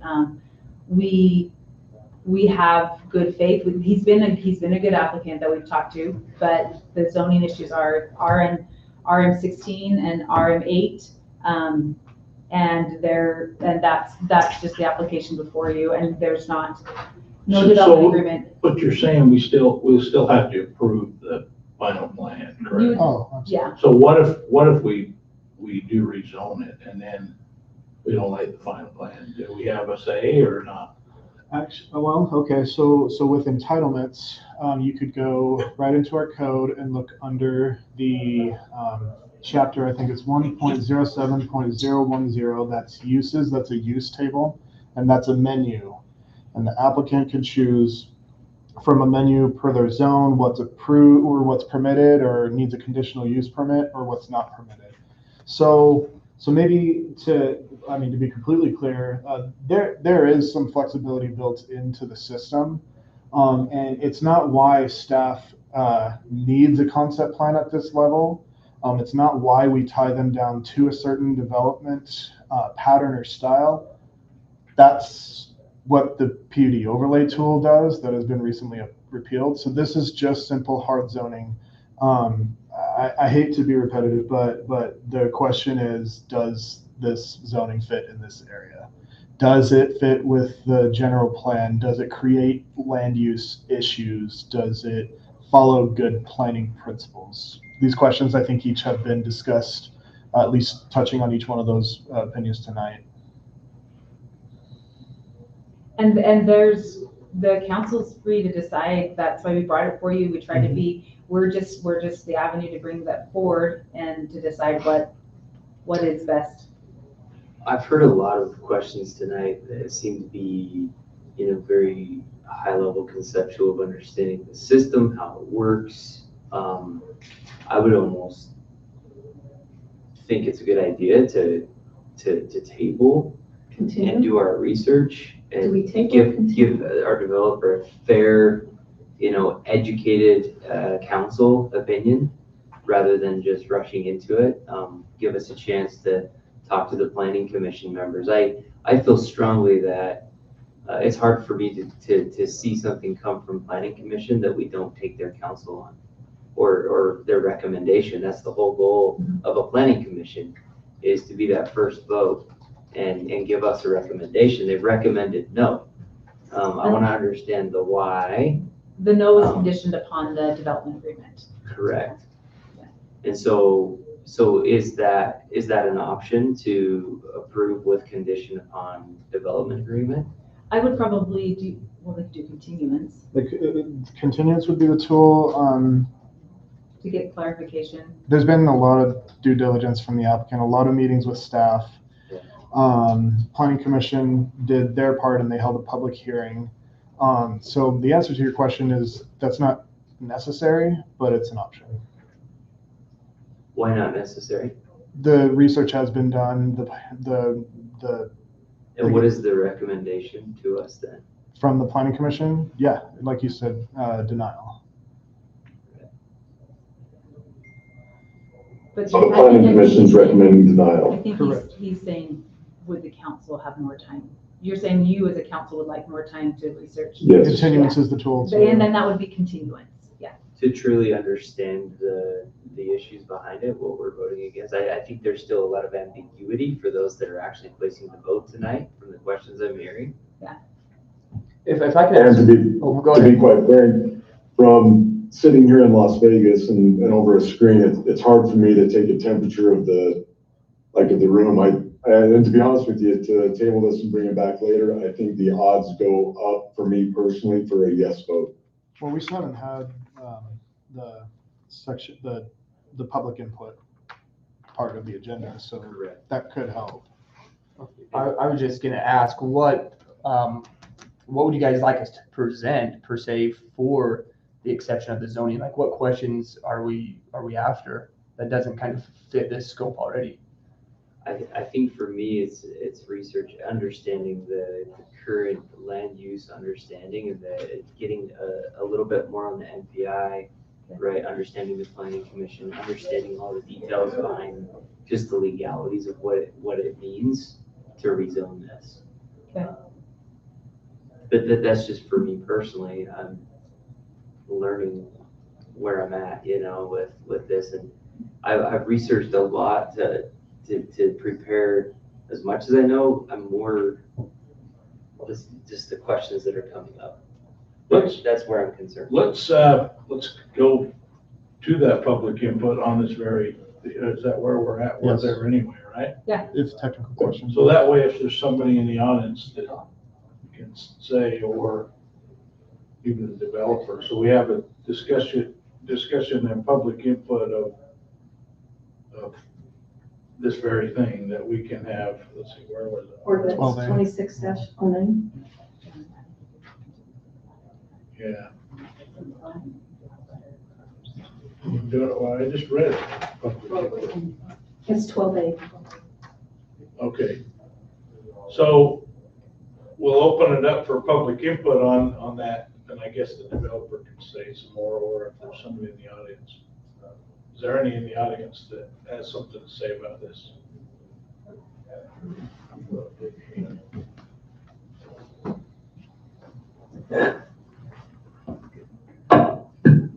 I'm Amanda Jones. I was the one that pushed hard to not put all the dense housing in, but according to our land use plan, I believe that this is a good place because as they were saying, it is in the core of the city. That's where it said that the land use plan wants to put these type of developments. I feel awful for the developer.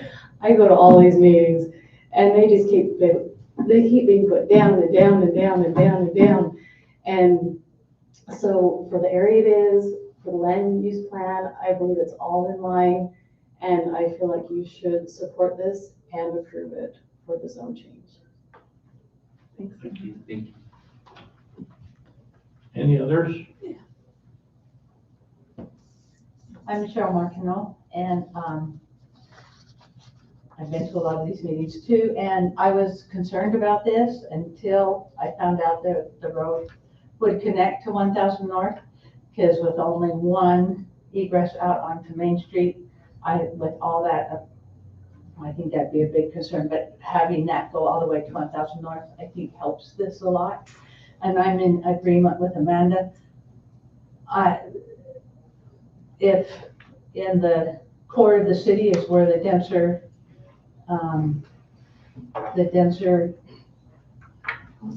housing should go, thank you. And my concern is, we've got some of these people grandfathered in for the PDUs. I appreciate that they don't want to put in a PDU, whereas when we get up on the hill and that's on the outskirts of town, and that's where we don't want this high density, then I'm afraid they're going to push it. And I believe it needs to be pushed farther down into the inner city, closer to where things happen in town, and that I'm in agreement this would be a good place for this kind of density. Thanks.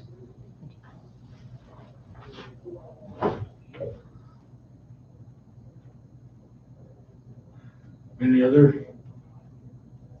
We'll move to the next. Oh, sorry. Ben Greener, I just want to point out, this does not match the master land use plan. Until the city develops a plan and sticks to it, we have no plan. Every time a developer buys a piece of property, he runs up here to change either zoning or how he wants to build on it. And it's up to the council to decide how our town wants to look. This might be the right place, I don't know, but it does not match. I want to point that out again. It does not match the master land use plan. It's zoned for R110, and that's it, well, except that little strip is already RM16. Thank you. Carl, I have a question for you. Okay. We've been talking about the waste treatment plant and where we're at with it right now. What are your thoughts? I'm trying to pull some information out of you that I need. Water, we're converting culinary to secondary. I'm feeling good about that. I'm feeling panicked about the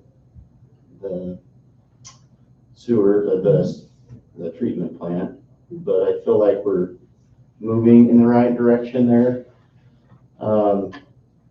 So I want to keep doing that. Roads is one of my huge concerns throughout this town, and we've seen the prior construction projects that we've had. To detour people, they have to go 3 miles to go 3 blocks sometimes, and so I like this design where the road goes straight through, just like our transportation master plan calls for. I think that is really a critical key theme to include here. It seems like everybody's okay with the RM16 as long as there's a road that goes all the way through, and being between there and the freeway. That seems to make sense to a lot of people, I think. I think the RM16 rezone portion is the part that people are choking on. To me, RM8 is not a whole lot different than RM16 as far as the other utilities go. My big concern is the road and that we keep funding sewer and all the other things. That help? It did. Good. And to say that comes later, you know, as they've mentioned multiple times, this is really about what do we want the land use plan and zone to look like. Development agreements, et cetera, still have to come to cover utilities and doors. fire, police, Get et that guy. cetera. Like that's all to come. Yeah. With the right to build on the property or the right for the zone. Yeah. Right, so just to make sure that we're all on the same page of what tonight actually means, is it variation from the land use plan, as was mentioned, the zoning of the land use plan. We're not approving townhomes or the, you know, stock or any of that. We're approving the density of that zone and what that zone looks like. Yeah, you're changing the entitlements of that zone. Correct. And that's it. That's it. You're changing the entitlements in the zone, and that's not a decision that the staff can make. That's not a decision that it's our job to just present the facts to you and then support whatever. That's why I'm glad I'm here. And I think the conflict that I'm personally having is that planning commission is generally saying, no, that doesn't fit the land use plan. What I'm hearing from the citizens and most of the neighborhood partnership initiative, which is the whole goal of getting feedback on land use vision, and you know, is to be able to say yes to things of this nature, generally from what the citizens are saying they would like to have. Well, I think that That's true. I do think Ben hit a really good point on we need to have a plan, and that's why I think the general plan update that we're doing will have, because the current land use plan does not account for the amount of growth that Tremont has seen. And so it shows like almost no growth in that section of the city. And so that new general plan update will be critical in getting public feedback and getting a plan so that we know that when these things be brought forward to you, it's a lot easier for you to develop, to make a decision, because you have a plan that we go off of. And so the current land use plan does have it as low to medium density there, but you also have it already zoned as RM16. And so it's kind of confusing there. And in the land use plan, when you read in the land use plan, it says that the higher density should be concentrated where the people can receive the services.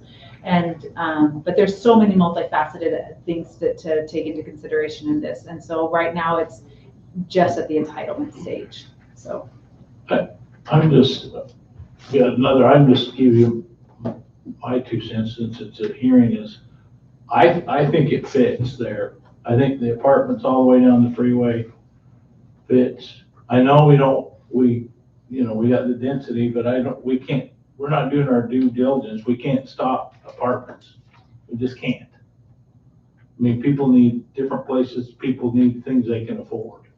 So for that spot over there, now the R18, I'm kind of with the RM8's close. I mean, we have that. What's in the visionary one over by the hospital? It's about the same thing. Right? no, that's an overlay with the multifamily housing. That one has different standards than our current hard zoning in the R18. Yeah. That has. I mean, if I was to vote tonight, I would probably vote for it, just because it's a spot. The road will all the way through. Will open up the other part. I mean, I think it's a good move forward. But You vote for the RM8. I would hope to change the. Well, Yeah. I was just gonna say really quickly, the reason we're kind of going with the RM8 over the RM18 is we don't want to be stuck to just townhomes, or we would have asked for that zoning. We don't. Single family houses. But for the RM18, isn't that just RM18 is that? So there's RM16, RM8, and then R110. What was the other one? Because that one only allowed us to do the multifamily, and we didn't want that zoning. We wanted to have the flexibility to be able to build single family. That's RM8. Yeah, and that's why we're shooting for this one, not a higher revenue zone. We don't want to do full on. Yeah, I thought there was the other one that we. Anyway. One more, and then we're gonna. Lane Walding, I think having the apartments along the freeway is a good idea. That's my opinion. I am a little concerned about the storm drains in the area. As I recall, not too long ago, the streets were flooding there by that new car wash and so on, and I have no idea how you're going to handle if we have storm problems like we had, and we had flooding in that area. But I think that needs to be addressed as well. And if you have higher density housing, it means you have more asphalt, which means you'll be putting more water into the storm drain system there. So I think something worth considering. I think it would almost help fix that, by Yeah. having that road with the storm drain. Okay, let's move it. Yes, do we wait for a motion after? No, this one. Strategic business, vote on each. So we're in strategic business, or we move to the discussion, so how we, Well, maybe we're ready for the motion or whatever you want to do there. so we'll entertain, is there a motion or something on this one? Ordinance 2609. I move to motion that we accept ordinance number 2609, rezone of Buchanan Estates. I second. Councilmember Boca? Yes. Councilmember Euler? Yes. Councilmember Westergaard? Yes. Councilmember Lewis? Yes. Councilmember Jax? Yes. All in favor, that passes.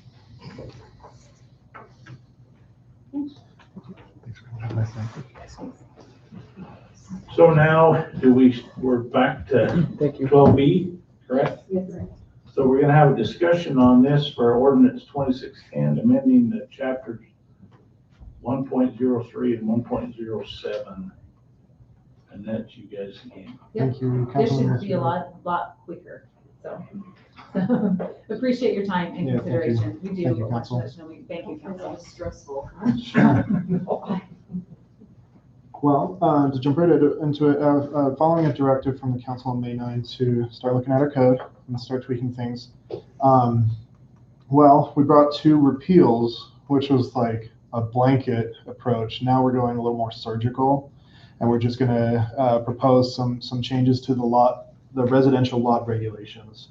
So right into it, the first change that we're proposing is a newer designation for accessory structures. So accessory structures are, well, they're accessory to primary uses. But there's no real provision to look at smaller accessory structures like tough sheds or chicken coops or anything like that any differently than we would have to do for a full accessory structure, following setbacks, following the same setbacks for full accessory structures, same building height, those sorts of things. Okay, so the building code, the 2021 International Building Code, does not regulate structures less than 200 square feet. That's a rational place where we could start looking at maybe a new designation. We propose small accessory structures. The definition is contained in your staff report. And we propose that these structures could be looked at a little differently than full accessory structures.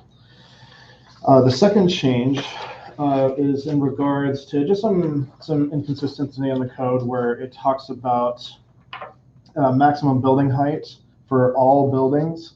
And then just a few entries down in the land use table, it talks about, well, height for accessory structures. So for all buildings, it's 36 feet. For all buildings, it's 36 feet, and for accessory buildings, it's 20 feet max height. So it's kind of like, which one is it?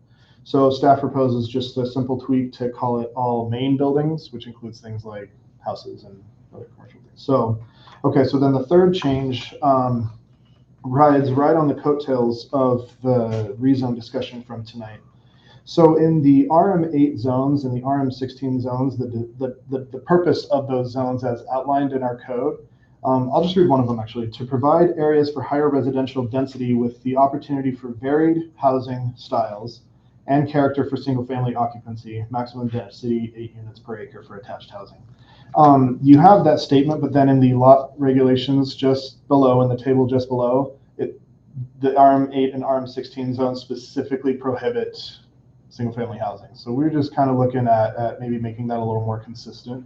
As the zoning administrator, it permits it in one section in the narrative, and then it doesn't permit it in the table. So we're wanting them to match.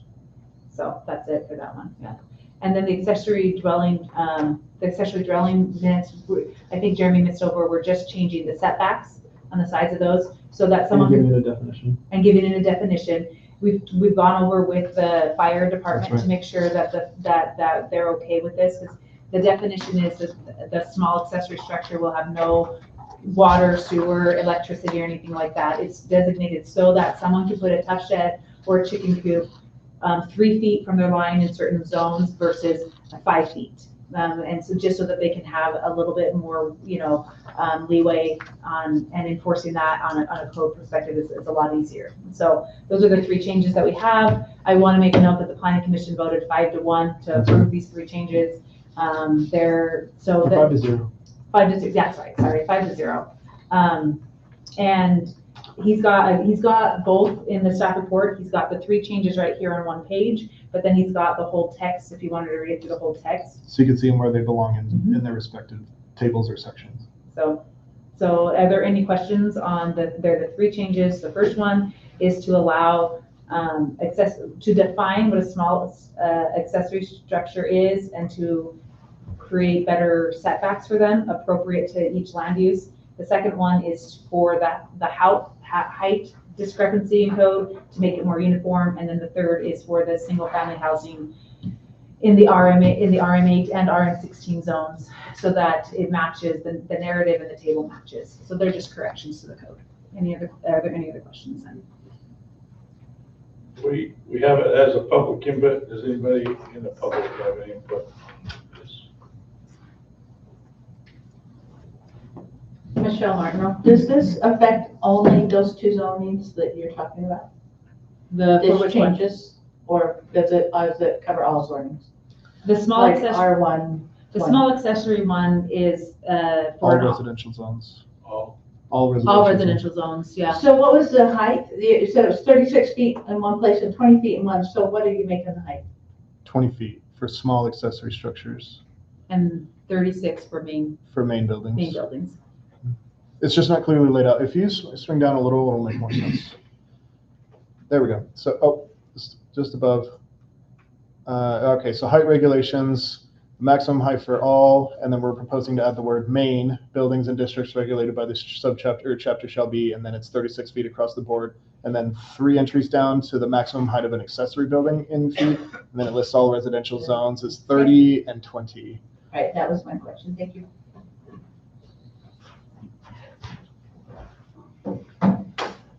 Okay, I entertain a motion. I'll make a motion that we adopt ordinance 2610, amending the definitions and regulations of the small accessory structures. I'll second it. Councilmember Boca? Yes. Councilmember Euler? Yes. Councilmember Westergaard? Yes. Councilmember Lewis? Yes. Councilmember Jacks? Yes. Passed unanimously. Thank you, council. Appreciate your time. Thanks, Christine and Julie.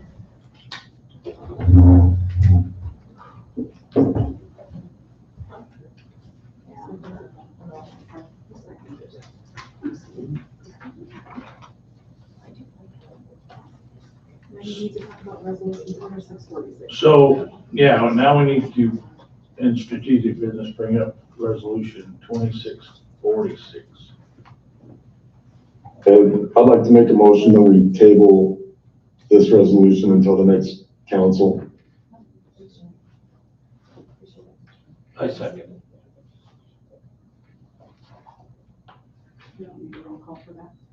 All those in favor, say yes. Yes. Yes. Okay, we'll table that until, and you'll put it on the agenda for next time. So everybody. Thank you. Do your homework. So are we to report from the calendar? When's Main Street? Main Street, we haven't done that yet, have we? Oh, no, we have Yeah. not done that. We have The moment of the truth. Where's it on the? Item 8, it was in the work session, discussion on strategic Oh. direction. This, light screwed up this thing.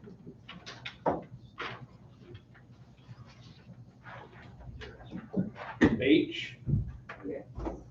We got the pillar, but what else are we missing? We have. Is the, where's we talking about Main Street? Main Street's already in meeting. Oh, We got another meeting and a closed session. those facts are here for pillar.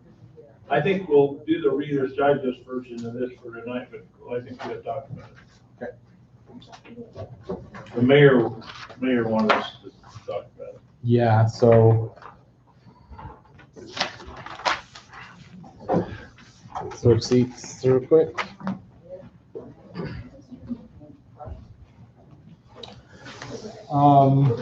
Thank you, council. As you know, we have been, the mayor has pushed for a priority list and some, based off of the pillars that we have on, to give some strategic direction to staff and goals for yourself.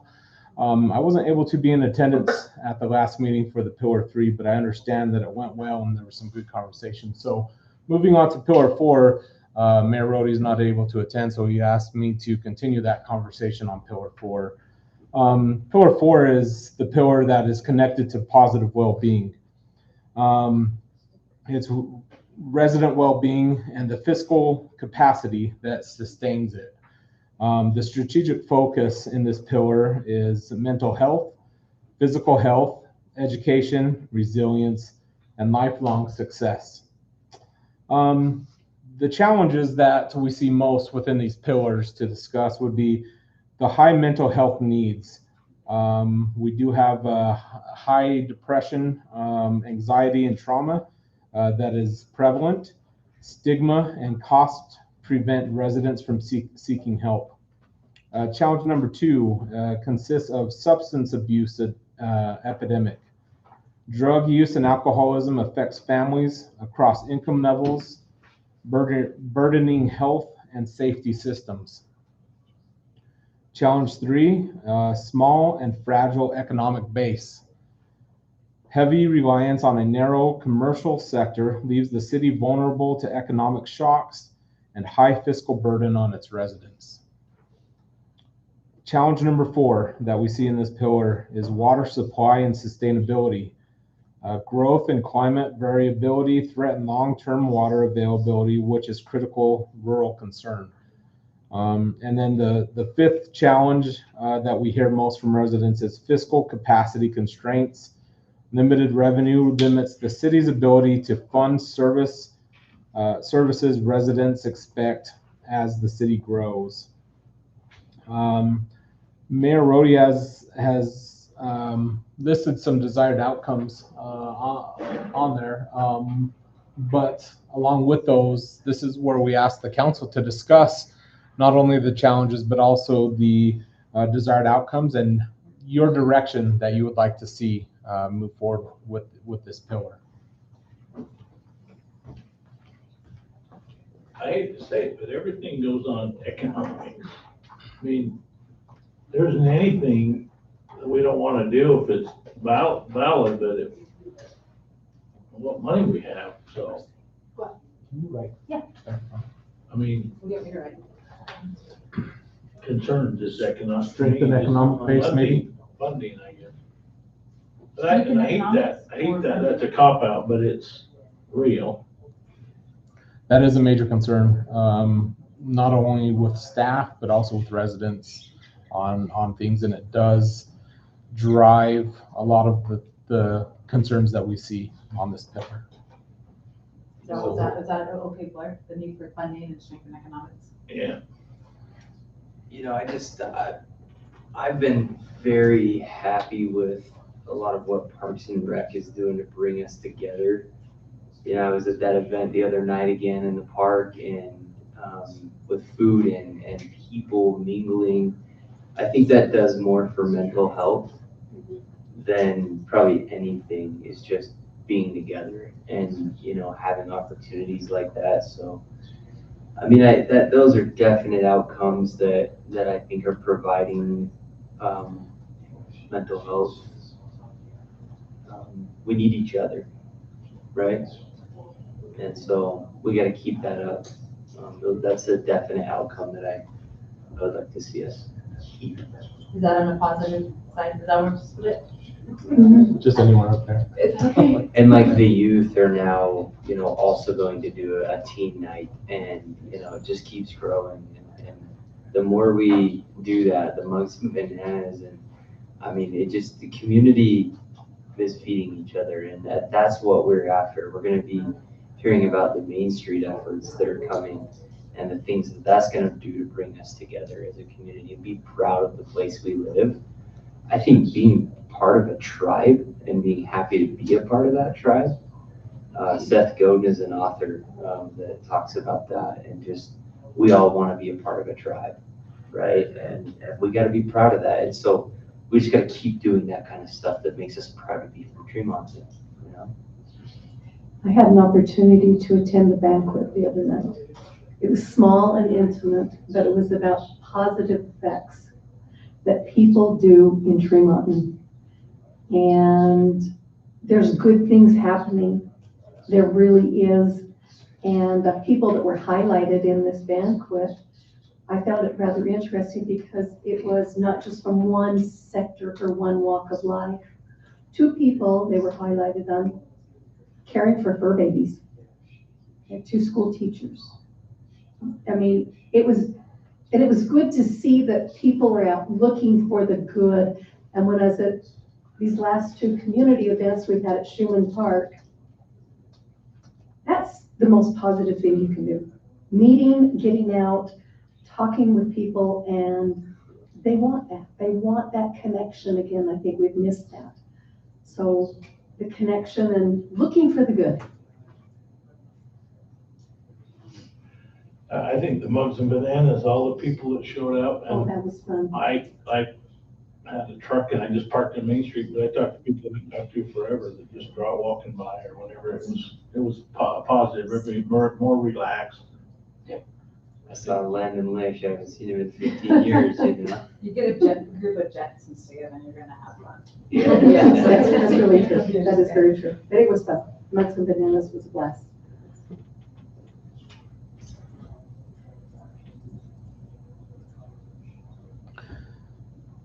Okay, council. A lot of what I've heard is based around community and coming together and gathering, and that is the connection part. Is who we are.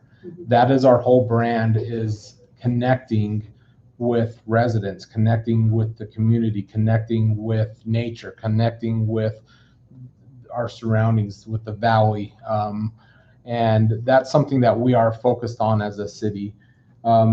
Does the council have any direction on strategic ways to go about the things that you've suggested, or ideas that you would like to see as we wrap up this pillar by pillar discussion and put it as a whole as we come together in the future? I think the part of the trails also is something that is part of the master plan. I was playing basketball in my backyard the other night, and it was a little while ago, but I had the news camera. KSL was in the back.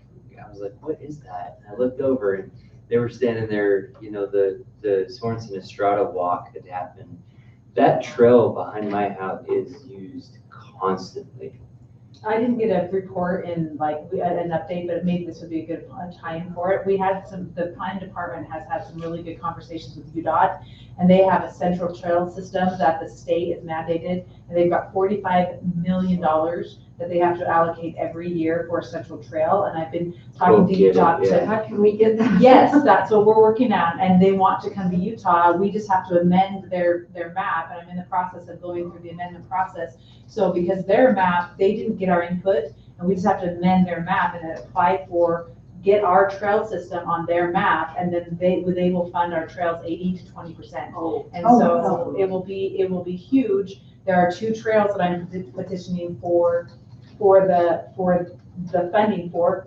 Our central trail, and then also from 1000 North, where the hospital is, the canal coverage all the way down into Tremont Street. And we're looking for funding for both of those options from the state. And that's where we're super excited about that. Super positive experience. That's something that I think will be coming in the next few years. So yeah, I would definitely put that as as an outcome because it feeds each other. We've seen just the other night, our local elders quorum is meeting down there to go on walks. Yeah.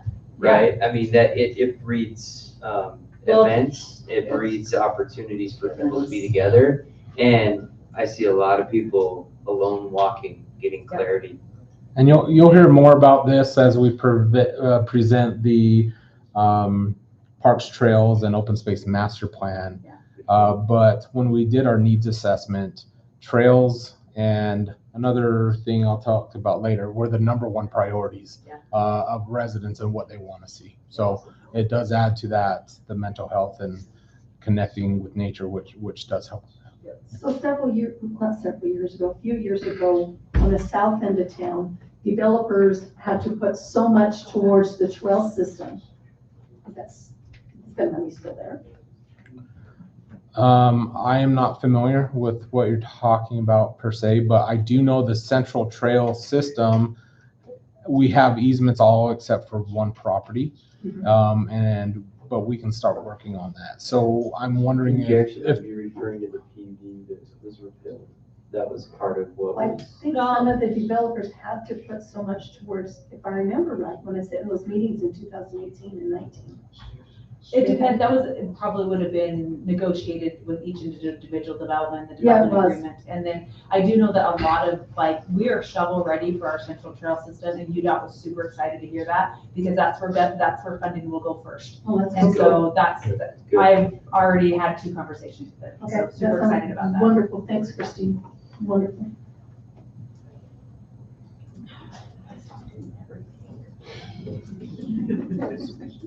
Is that it? That's up to council. If council has no more discussion, then. Any more discussion on this? No. I think we're about to talk about the other part that I think will be really good in general well-being. Yeah. So that's it for me. We'll take these items here, and Mayor Rhodey and some advisory staff will work on putting together more of the strategic framework to bring back with your priorities that you've listed out throughout the 4 pillars. And then we'll present those to you and what you've determined and move forward from there. So that's it for me. Yep, thank you. Are you taking care of this? Yep, I'll get a picture and present it.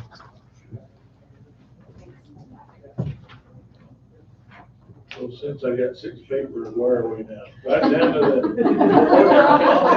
Main Street.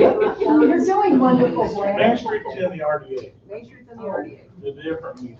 Yes, we need to close this meeting. Go Yeah, I into think we're RDA. just reports and then So closed session. the main first report is, we have a report. Sure, I've been out of the office for a week, enjoying some much needed family time, so the city's been running great. I did get notification while I was gone that my final report got approved, so we will get that other 10% of our $1.1 million grant we got a few years ago for the equalization basins and the ASR. That got approved, so they may have already sent it, but we should be getting $110,000 to finish up that grant. So. That was good news, because I'm not a grant writer, so figured it out, I guess. We are now. Yeah. Any, Dustin's here, anything from you? We covered most of it in our time together, so I will make any of your time. Okay. That was fun. Zach, anything more? So upcoming events, one thing I do have that I got from the mayor is there's a open house at the hospital Thursday. Is it Thursday evening? I don't have my phone. Thursday at 11 o'clock is the brunch. 11:30 is the official open house, and then there's other things. So It does start at he 11 or 11. he would like the city represented there. I have a thing at 9. I don't know if I'll be back, but I'm gonna try to go, but if it does anybody else can go? I have work commitments. I'm going to try and go, I will leave what I have committed to 30 minutes early, is that okay? I will leave that a little bit early, but I'm going to go over. And you said it starts at 11 or Well, it's July 11:30? 8th, it's tomorrow. July 8th. Tomorrow. It's tomorrow? Oh, is it I tomorrow? have to brunch 11 a.m., Oh, ribbon cutting 11:35. good thing you're looking. Yeah, Thursday is the Main Street. I'll be in the hospital for a doctor's appointment at 9. There you go. Hey. Just stay and hang out and get some brunch at 11. I'll try to go, but if somebody else can go. I will, it's tomorrow, I will. It's tomorrow, July 8th, 8:26. Okay, I'll I will still be in Vegas, but I would gladly leave. It's hot here. So calendars, so we have the 11th, the summer concert, right? At Schuman Park. And then our paydays, the 24th and 5th. And then the emotional wellness committee will not meet until September, so. Do we need anything about heydays, Zach? So, yeah, so Heydays, we'll have the city council breakfast, so you'll need to be in attendance for that. What time? That'll be on Saturday morning. Breakfast starts at 8. We're trying to be there by 7. The police have a volunteer also for that. Last year was the first year without Paul, and the police stepped up and they love being part of that. We had Nick in the back flipping sausages, so hopefully he wants to do that again. So, but it was awesome how many people came together for that. The night before on Friday night, we do have a community dinner. So this year's theme is based off America 250 for Heydays. So it's a patriotic thing with America 250. And we're also working with the American Legion to do a fundraiser community dinner for them. So all proceeds will go to the American Legion this year to support our veterans and things that they so they'll be there also serving, but typically the council has been there to help cook and serve there and mingle with our residents. What time Friday do we need to be there? That's Friday at 6, so I would say Friday at 5. What are we serving? Hamburgers and hot dogs. Last year we did cooked hamburgers. Yep, it'll be the same as last year. Okay. At James Stevens. Yep, James Stevens Park. Another thing, so Heydays is our final concert of the year for our summer concert series. So the 11th, we do have Dale Major and company. They performed at Heydays last year. They're kind of a fiddle duo, and they were pretty good. So I encourage you guys to come to that if you would like. But also directly after that, it's not up there, but the Bear group, Box Elder Referendum, Accountability Referendum, that group, they put in a small event permit to host a movie in the park, and it's going to be about information on the data center. So it'll be at Schuman Park right after the concert. So Okay, so on the 11th. Yep. A lot going on. Then the MPI monthly meeting schedule. There's a correction on that. The fourth Wednesday, I think that's the 24th of July weekend, or there's a holiday, there's a conflict with the committee chair, and they won't be in town, so they wanted to combine onto the third Wednesday with the West District, I think. And so we're gonna combine those two. But they're Wednesday nights, except for the last Wednesday of the month, we don't have one. Okay. Okay, that's all I have with that. Am I missing something? Just waiting on closed session, but We have RDA after closed session, yes, we so have to close session first in this meeting. do we have to have, we have to We have a adjourn motion this? to go into. Have to have a closed session. motion we're going to closed session for a litigation.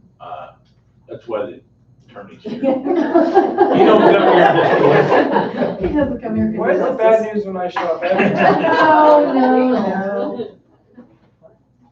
So I entertain a motion in this. I'll make a motion that we go into closed session for litigation. I'll second that. And There's a roll call. Councilmember Boca? Yes. Councilmember Euler? Yes. Councilmember Westergaard? yes, Councilmember Lewis? Yes. Councilmember Jackson? Yes. so we'll go into closed session. It'll just be us, and then we will have a. Yes, and then the main event. Sorry,